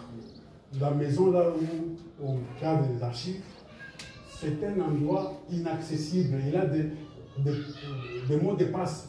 Parce que vous imaginez si pour une raison ou une autre, on pille, on brûle les cadastres. Je peux arriver par exemple dire que le bâtiment ici, Sosacom, c'est à moi. Je peux établir des papiers, j'ai écrit que Sosacom, c'est à moi, à telle année. Bon, Sosacom refuse. On va chez l'État, l'État n'a rien pour trancher cette affaire. Parce que lui, il a perdu tous les papiers. C'est pourquoi, dans les temps anciens, le ministre de la Justice était même appelé garde des Sceaux. Ça veut dire que c'est le monsieur qui protège tous les contrats du pays. Parce que tous les contrats finissent par des jugements. Maintenant, on va évoluer un peu. Les 2 contrats qu'on nous établit aujourd'hui, la copie que j'ai, quelqu'un peut aller à la machine, falsifier, mettre un nom, changer les dimensions, et puis on va se battre avec les voisins. Moi, ça s'est limité ici. D'autres, les cadastres, ceux qu'ils gardent là, à part des certificats, il y a même un plan de tous les quartiers ici, qui donne des parcelles, des morceaux à chacun. C'est la référence. Quand ils sortent les références là, ça c'est incontestable. Je ne peux pas dire que je refuse ça, parce que ça s'oppose à tout le monde. Même le président de la République ne peut pas refuser ce qui vient de là. Parce que cette copie qui est fermée, on a gardé pour juste de telles situations. Quand il y aura conflit, que ça puisse nous trancher le problème. Donc, le premier livre ouvert, je vous ai dit que c'est votre vie sur Terre. Votre vie là, il y a beaucoup de falsifications, beaucoup de fausses choses. Par exemple, vous avez joué à 5 ans, vous êtes tombé, et puis vous boitez. Jusqu'à ce jour, vous croyez que vous boitez. C'est ce qu'on a écrit dans votre vie, dans votre livre sur Terre.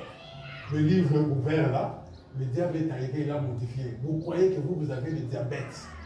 C'est le diable qui a fait ça dans le livre ouvert que vous avez. Mais Dieu a un livre. Là où vous n'êtes pas facturé. Dans son livre, vous n'avez pas les cheveux blancs. Dans son livre, vous n'êtes pas malade. Dans son livre, vous êtes béni. Vous devez apprendre à refuser ce que vous sentez et ce que vous voyez. Faites confiance dans ce livre-là. Donc, si vous apprenez quelque chose de ce livre-là, accrochez-vous à cela. Oubliez tout ce qui est autour de vous. Amen. Donc, le livre qui est scellé, c'est ce que Dieu pense de vous. Amen. Jésus m'a dit, quand vous priez, dites, notre Père qui est aux cieux, que ton règne vienne, que ta volonté soit faite sur la terre ici, comme au ciel. Qu'est-ce que Dieu pense aussi? Amen. Il veut que vous soyez prospères. Amen. Au ciel, il veut que vous soyez en bonne santé. Alléluia. Au ciel, il veut que vous soyez heureux. Amen. Que votre vie sur terre soit ce qui est dans sa volonté, dans son livre. Merci Seigneur. Merci. Dans les volumes du livre, Jésus a dit, il est question de moi. Dans les volumes du livre là de Dieu, il est question de vous et de vos biens. Amen. Amen.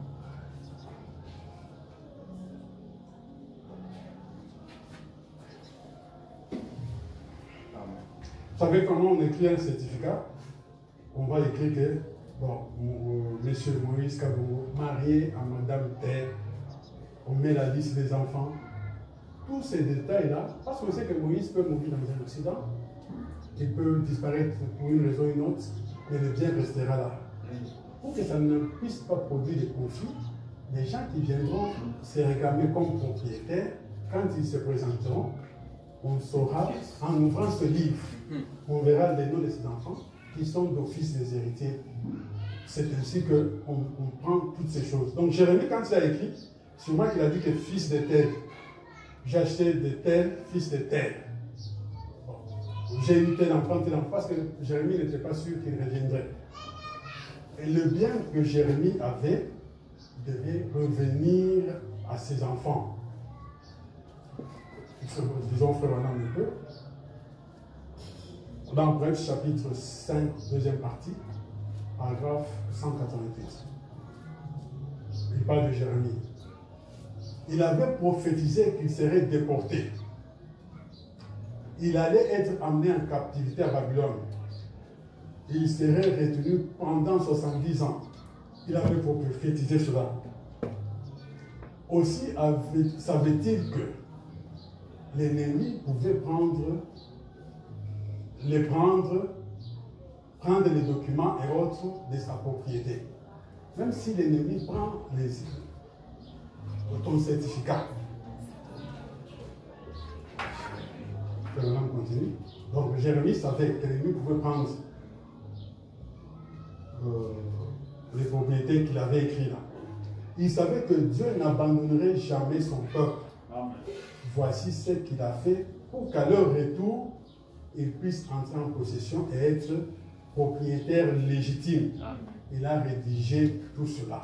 Donc, il écrivait ça pour dire qu'à notre retour, 70 ans après, on va briser le vase. On devra dire que cette parcelle ici appartient à terre. Cette parcelle-là appartient à terre. Paragraphe 189. Maintenant, il a pris et l'a scellé exactement de la même manière que les rouleaux étaient scellés ici. Parce qu'il parle des rouleaux qui sont anciens et les rouleaux de Jérémie. Il faut dire que c'est la chose la plus belle et la plus remarquable que vous ayez jamais vue. Amen. Paragraphe 109. Bon, il l'a rédigé, puis il l'a scellé, comme ceci. Maintenant, ce qui se passait, c'est qu'on écrivait sur chacun de ces sceaux, tout autour ici, son héritage, ce qui s'était passé, tous ceux qui en étaient déchus. Donc ça venait de Anamaël, et puis Anamaël avait eu des X. Donc l'historique même de ça, c'était écrit dans les contrats.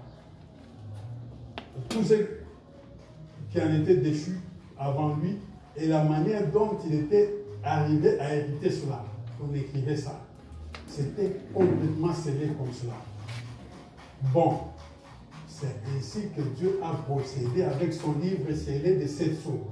Donc ce que Jérémie avait fait, ça montrait ce que Dieu a fait avec son livre de 7 sceaux.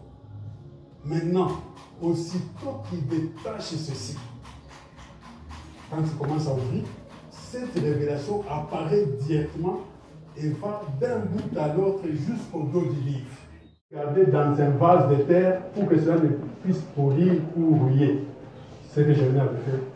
Mais Dieu aussi, pour cacher son livre, pour que ça ne puisse pas pourrir ou rouiller, il va faire un vase de terre, Oui. Jésus-Christ, Amen. et il a mis ses pensées en Jésus-Christ. Alléluia.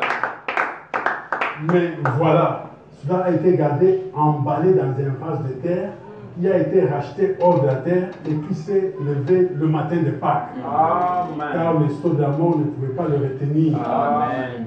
Mais il brisa les sceaux, ressuscita et il prouve lui-même en ces derniers jours qu'il est vivant. Amen. Il est dans son église, Amen. il est le même hier aujourd'hui. Amen. Et cela est caché pour les séminaires. Amen. Cela est caché pour les organisations. Il dit, l'aimez-vous de tout votre cœur? Amen. Comprenez-vous maintenant ce qu'était le livre de 7 sceaux? Amen. Ce qu'il est? Nous l'avons maintenant sous forme de rouleau. Amen. Et souvenez-vous-en bien, en ces derniers jours, il fut gardé dans un vase de terre. Oui. Vous le comprenez maintenant? Amen. Et qui était ce vase de terre? Amen. Jésus-Christ. Amen. Nul ne l'avait. Personne ne l'avait. C'est seulement en lui. Cela n'était même pas écrit dans la parole. Vraiment. Quand vous verrez la parole, vous ne pouvez pas trouver tout ça. Si c'était écrit dans la parole, c'était caché de telle sorte que vous ne pouviez même pas le trouver. C'est vrai. C'est vrai. Ici, c'est en lui que c'est révélé. Et dans ce vase de terre, pour que ça ne puisse pas pourrir ou rouiller. Amen. Merci Jésus. Je saute un peu sur la vase de terre, il y a beaucoup de citations, si je ne sais rien de tout lire. J'ai lu, je vais aller vers la fin, j'ai lu dans Esdras chapitre 2, versets 62, 63. Là, il est dit ceci, les enfants d'Israël sont revenus de la captivité. Jérémie, on ne parle pas de son vase de terre, on ne sait pas, en tout cas, je crois que pour sa famille, Dieu a veillé sur ça. Revenu maintenant en terre, il fallait rétablir le service du temple. Les gens se sont présentés pour travailler. Nous sommes sacrificateurs, lévites et tout ça. Pour commencer à travailler, il fallait prendre les documents qui existaient. Et quand ils sont allés prendre ces documents, on va trouver que, au verset 62, ils cherchèrent leur titre généalogique, mais ils ne trouvèrent point. On les exclut du sacerdoce. Parce que si vous n'êtes pas dans les listes, là, on ne peut pas vous donner le travail. Vous devez dire que moi je suis de tel fils d'Abiatar. Si vous ne trouvez pas ça, il n'y a pas moyen. Et le gouverneur leur dit à ces gens-là, qui se disaient serviteurs de Dieu, mais dont les noms n'étaient pas là, il dit de ne pas manger des choses très saintes jusqu'à ce qu'un sacrificateur ait consulté l'urine et l'urine. Le gouverneur a dit que bon, comme on était en guerre, on est parti. On ne peut pas vous chasser définitivement. Bon, ne mangez pas des choses saintes. Quand on aura un sacrificateur qui peut aller dans les lieux très saints, qui peut voir dans les livres de Dieu, lui pourra nous dire que même si le nom n'est pas ici, mais lui, il est là. Et c'est souvent un sacrificateur comme celui-là, nous l'avons vu en ces temps de la fin. Il est allé, il est revenu, il a dit que je vous ai vu là. Alléluia. Il avait la capacité de savoir que tel est entré. Amen. Gloire à Dieu.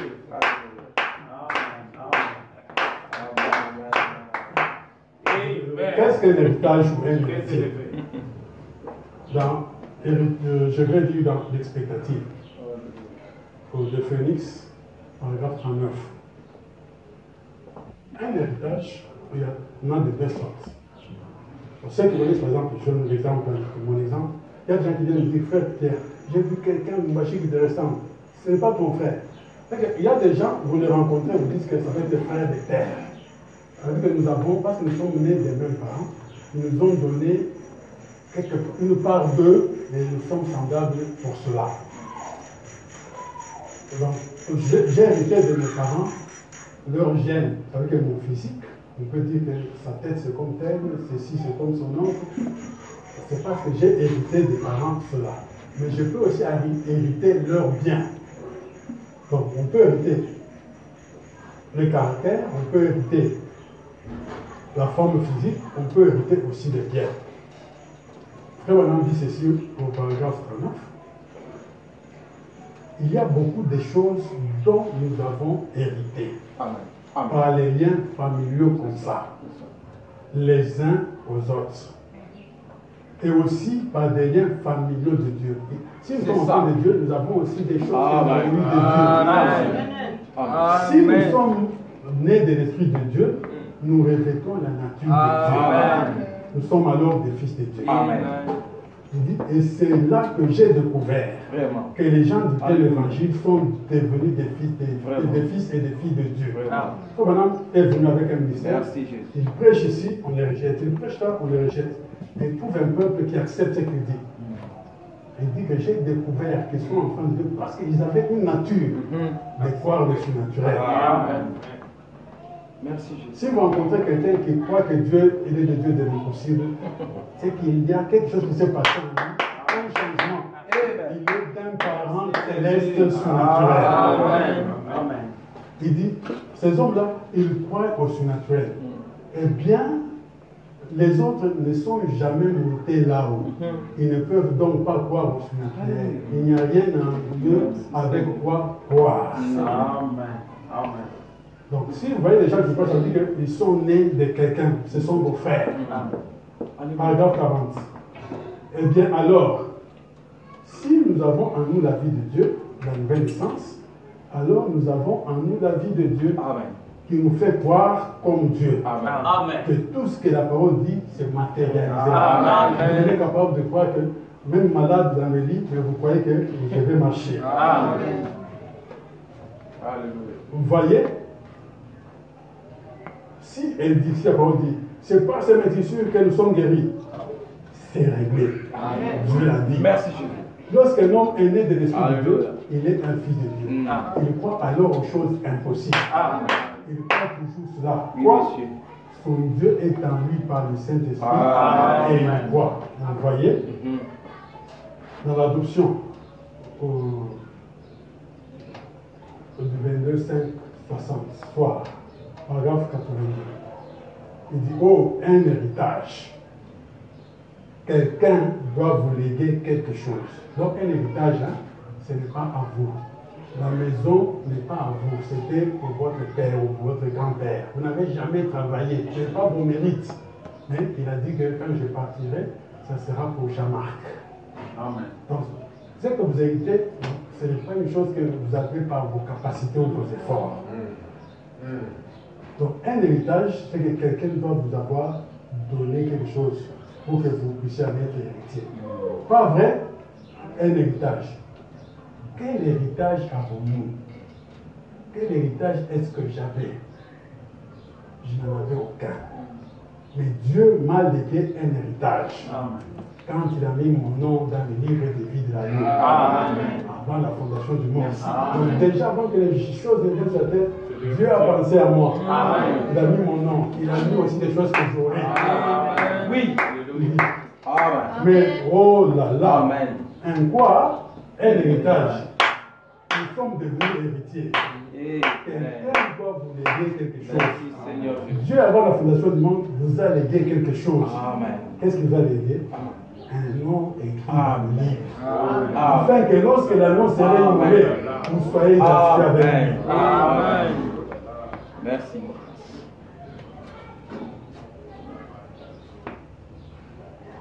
Je termine. Dans les eaux de séparation, paragraphe 15, provenant de ceci, vous n'obtiendrez rien en étant un petit chrétien méduse. Un méduse, c'est comme des asticots, c'est comme des escargots, des bêtes ou des insectes qui n'ont pas de colonne vertébrale. Il dit que vous n'obtiendrez rien en étant un petit chrétien faible comme méduse. Absolument pas. Amen. Avez-vous déjà vu une méduse? Frappez-la. Et les cabousses, tout sur tout. Vous voyez, une méduse. Vous savez qui les mange généralement, les méduses? Les crabes et les choses qui sont le long du rivage. Et ceux-ci s'amènent avec leurs pinces, ils la coupent en deux et l'emportent. Car la méduse reste simplement sur place. Parce qu'il n'y a pas des os en lui pour résister. Frères, nous avons besoin des chrétiens, pas des méduses. Mais des gens qui ont une colonne vertébrale. Amen. Oui, monsieur. qui résiste. Oh, je ne veux pas dire se quereller avec des gens. Mais prendre position pour les droits que Dieu vous a donnés, pour lesquels Christ est mort. Certainement. Pas se laisser marcher sur les pieds. On ne doit pas se laisser marcher sur les pieds. Non, messieurs. Nous avons un héritage. Amen. Et notre héritage nous appartient. Et c'est notre droit de posséder tout ce que vous avez hérité en acceptant Jésus-Christ et en mourant à vous-même. Comme c'est merveilleux. Oui, messieurs. Satan a dit, eh bien, je vais vous dire que je vais faire. Dites-lui, non, tu ne feras rien. C'est ainsi qu'il faut le répondre. Je connais ma position en Christ. Et si tu feras tout aussi bien de t'en aller, je ne vais plus t'écouter. J'ai un héritage. Amen. Votre héritage, si vous voulez le savoir, voyez dans son livre. Amen. Dans la prédication, William Marion Branham prêche, paragraphe 15. Ayez foi en Dieu, ne doutez pas. Il prêche ça en Suisse. Il dit, en Amérique, nous avons un adage qui dit, conformez-vous au mot d'ordre. C'est ça l'adage aux États-Unis. Conformez-vous au mot d'ordre. Il commente maintenant. Rencontrez Satan sur son propre terrain. Goûtez-le dehors. Oui. Qu'arriverait-il si, en rentrant chez vous à la maison ce soir, vous trouviez là un grand groupe de méchantes personnes dans votre maison, cassant vos meubles et salissant votre maison, buvant en faisant des histoires? Vous ouvrirez la porte et vous diriez, que faites-vous ici? Même si vous êtes petit de taille, des gens entre chez vous là, ils sont des grands costauds là, dites-leur, qu'est-ce qu'ils font ici? Ils peuvent dire, cette maison a été construite par des êtres humains. Et je suis un être humain. J'ai le droit d'être ici. Je vois que vous comprenez la parabole. Ce sont les maladies, les difficultés que vous avez. Ça peut vous dire que non, moi, tu sais, le cancer là, c'est parce que le diabète, d'ailleurs, papa en avait. Mais c'est pas quelque chose. Amen. Ce n'est pas le droit de Satan d'habiter dans votre corps. Amen. Oui. Amen. Ils peuvent dire, Amen. cette maison a été construite pour les hommes. Nous avons le droit d'habiter ici. Alors vous direz, Merci. un instant, ceci m'appartient. Amen. Vous pouvez prouver cela. Vous allez là, vous prenez les titres de propriété et vous pouvez prouver cela. Et alors vous présentez ce livre de propriété. Ils doivent quitter. Amen. Sinon, les agents de police viendront ajouter terror. S'ils refusent, vous montrez ça à la police. Le juge doit envoyer les policiers pour les chasser à la force. Amen. Il dit, et écoutez, c'est Satan qui vous cause le mal. C'est lui qui vous a donné le cancer, la crise cardiaque, toutes ces maladies. Vous êtes un fils et une fille de Dieu. Et vous avez reçu de Dieu un titre incontestable de propriété qui indique qu'il a été meurtri pour vos infections. Et que par ces meurtrissures, vous avez été guéri. La guérison vous appartient. Merci Jésus. Ne laissez pas le diable vous escroquer cela. La foi vient de ce que l'on entend. C'est le temps de la parole. Et le Saint-Esprit. Le Saint-Esprit est l'agent de police de Dieu. Merci Seigneur. Il viendra le chasser. Amen. Ayez foi. Amen. Alléluia. Je saute. J'ai voulu cela. On peut arrêter avant ça. Dans le livre des autres premières parties, paragraphe 39, il dit, mais je vous assure, lorsque Jésus-Christ vous voit, vous n'êtes pas des matériaux qui peuvent vous fuir. Donc si vous avez l'Esprit de Dieu sur vous, même si vous devez à une banque, vous devez à une personne, ne les fouillez pas, allez les rencontrer. Peu importe la difficulté qui est devant vous, vous pouvez vaincre cela. C'est tout. Je crois. Pas le rocher de Gibraltar. mais le rocher des arts. Vous montez sur le rocher des arts. C'est la parole de Dieu. Et prenez position là. Et pendant que les portes vont faire ce qu'on résistez avec cette parfaite assurance. Celui qui a promis cela ne peut pas faillir. Il ne faillira jamais. Gloire au Seigneur. Amen. Merci. Merci. Le diable n'est rien d'autre qu'un bluffeur. De toute façon, c'est pas grave, c'est cache. Il grogne et explose. Tout cela, c'est le tonnerre sans foudre. Mais je vous assure, frère, la puissance du tonnerre de Jésus-Christ place là une réalité qui retire l'âme par le coup. De l'accouchement de l'homme, des choses terrestres, de l'esclavage, pour l'amener dans les dimensions humanitaires pour voir le Dieu. Gloire à Dieu. De prendre le coup. Et après ces choses qui ne sont pas comme si elles étaient. Dis Amen. Merci. Merci. Et si ce démon qui est venu chez vous ce soir a essayé de vous envoyer prématurément à temps, et a essayé de vous rendre infime, lisez le livre incontestable de Dieu. Par ses maîtrisures, vous avez été guéri. S'il ne veut pas croire cela, le Saint-Esprit est ici. La gloire de Dieu qui va et cela continuera à faire.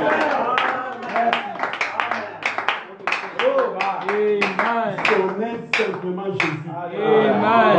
Jésus. Voyez si quelque chose ne se passe pas. Les anges de Dieu prennent position. Merci Seigneur. Merci. Merci.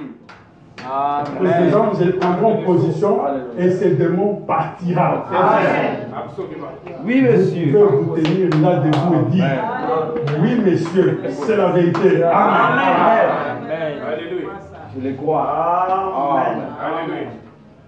Merci Seigneur.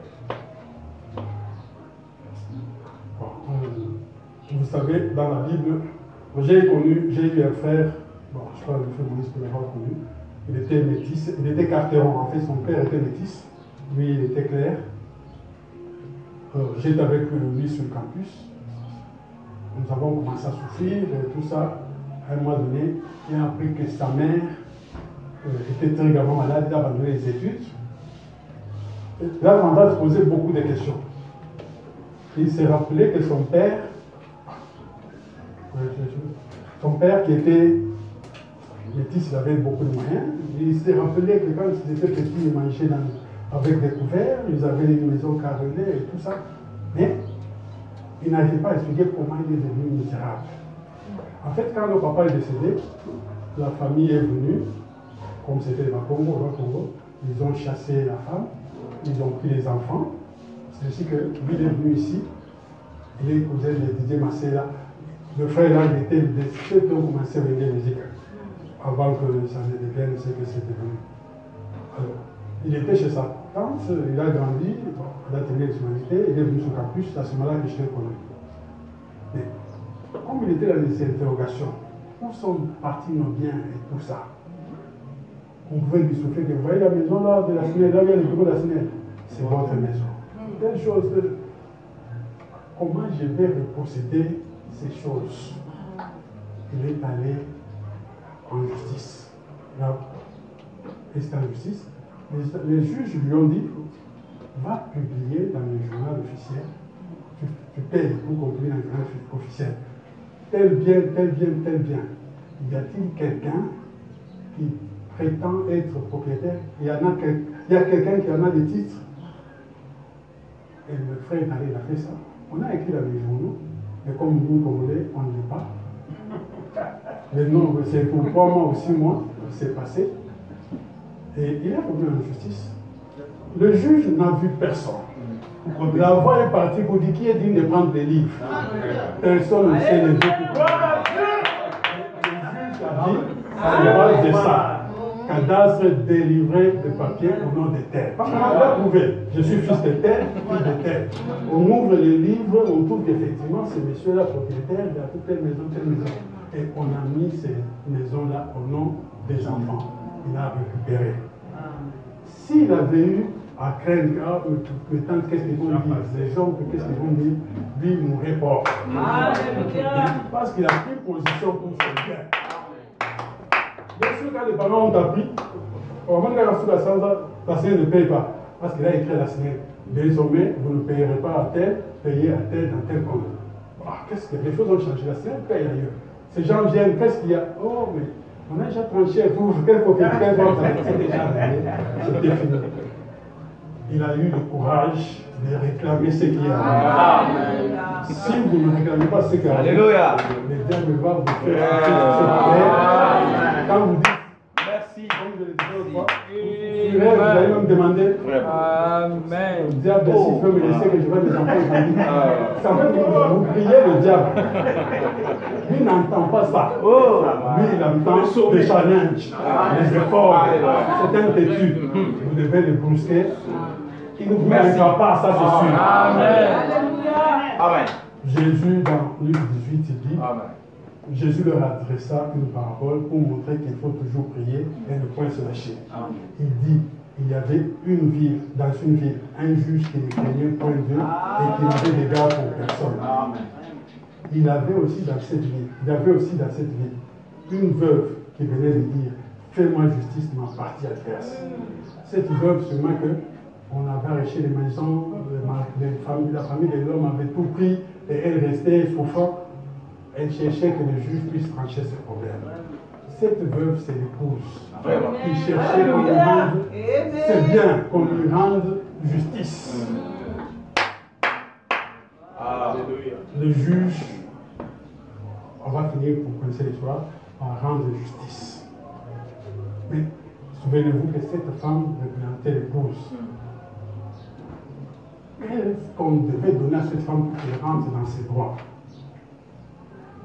J'ai lu au verset 5. Néanmoins, parce que cette veuve m'importune, je lui ferai justice, afin qu'elle ne vienne pas sans cesse me rompre la tête. Et le Seigneur ajouta, entendez-vous ce que dit le juge unique?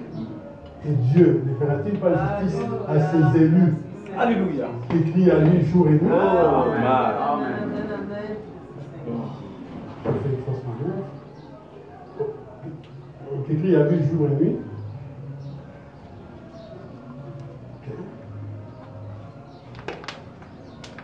Verset 8. Je vous l'ai dit, il leur fera promptement justice. Mais quand le Fils de l'homme viendra, pourra-t-il la foi sur la terre? Donc la justice qu'on va rendre à cette femme, ça sera le Fils de l'homme qui viendra. Que le Seigneur vous bénisse.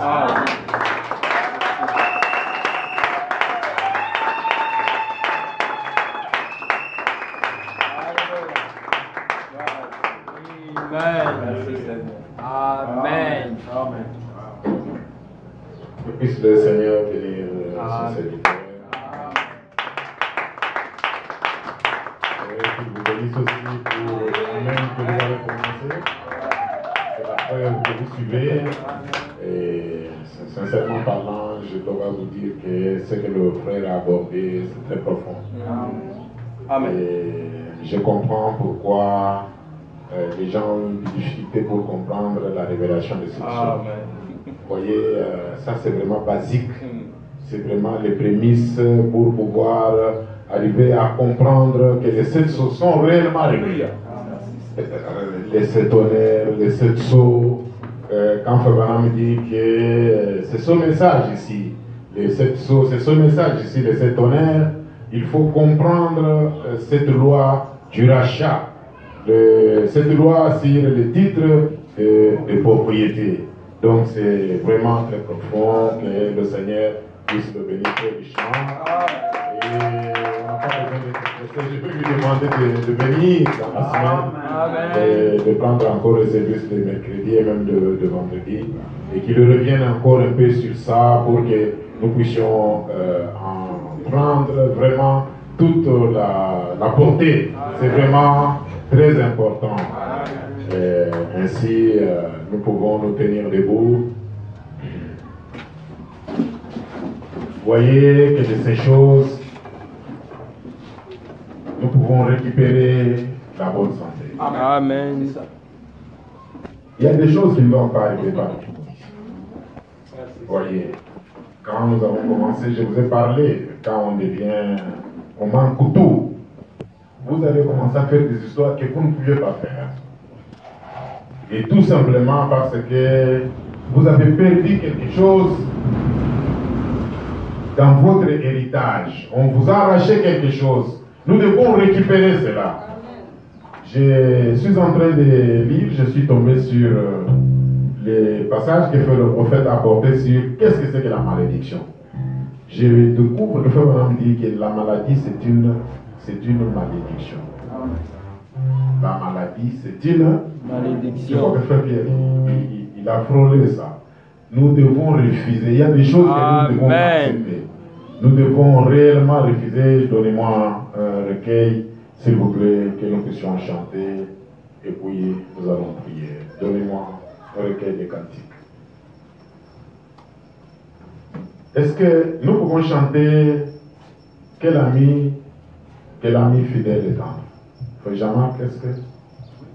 Allons-y, prenez le recueil, s'il vous plaît. Nous chantons, nous prions.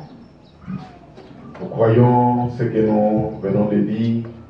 Prenons l'occasion de réellement récupérer tout ce qui est en nous. Et le diable essaye de nous ravir ou nous a ravis. Nous devons récupérer. J'ai trouvé ma petite sœur avec des clichés. Je lui ai fait faire des examens. On dit, ça ne va pas avec tout le cartilage du bassin. Il y a des fissures. Elle a commencé à pleurer. Je lui ai dit, ne pleure pas. Ne fais pas attention à ça. Dieu est capable de restaurer. Amen. Il a promis la restauration. Amen. Notre message, c'est un message de restauration. C'est-à-dire, avec le message que nous avons, donc nous sommes en droit de récupérer tout ce qui nous a été ravi. La bonne santé, la richesse. Amen. Amen. Nous devons arriver au niveau où tout le monde doit venir ici à l'église en voiture. Amen. Nous devons arriver au niveau où nous devons écouter la parole de Dieu dans un endroit frais. Amen. Amen. Amen. Nous devons, c'est nous qui devons aider les autres. Amen. Alléluia. C'est nous qui devons aider les autres. Nous devons être remplis de la compassion, de l'amour de Dieu. Donc quand vous rencontrez quelqu'un, il est en difficulté, vous l'aidez. Amen. Nous devons récupérer l'amour divin. L'amour divin, c'est que quand nous voyons que cette personne, elle me hait, moi je l'aime. Alléluia. Il y a cet endroit quand j'y vais, je ne suis pas bien reçu. Malgré ça, je vais y aller avec l'amour de Dieu. Amen. J'y vais. J'ai l'autorité de la parole de Dieu. Alléluia. Parce que je suis un homme restauré. Amen. Dieu m'a appelé, il a fait de moi un créateur. Amen. Dieu a fait de moi un dominateur. Amen. Vous savez, certaines choses que les gens des églises, des groupes prêchent là, c'est nous qui devons les prêcher. C'est nous qui devons les posséder. Est-ce qu'on peut chanter? Allez-y.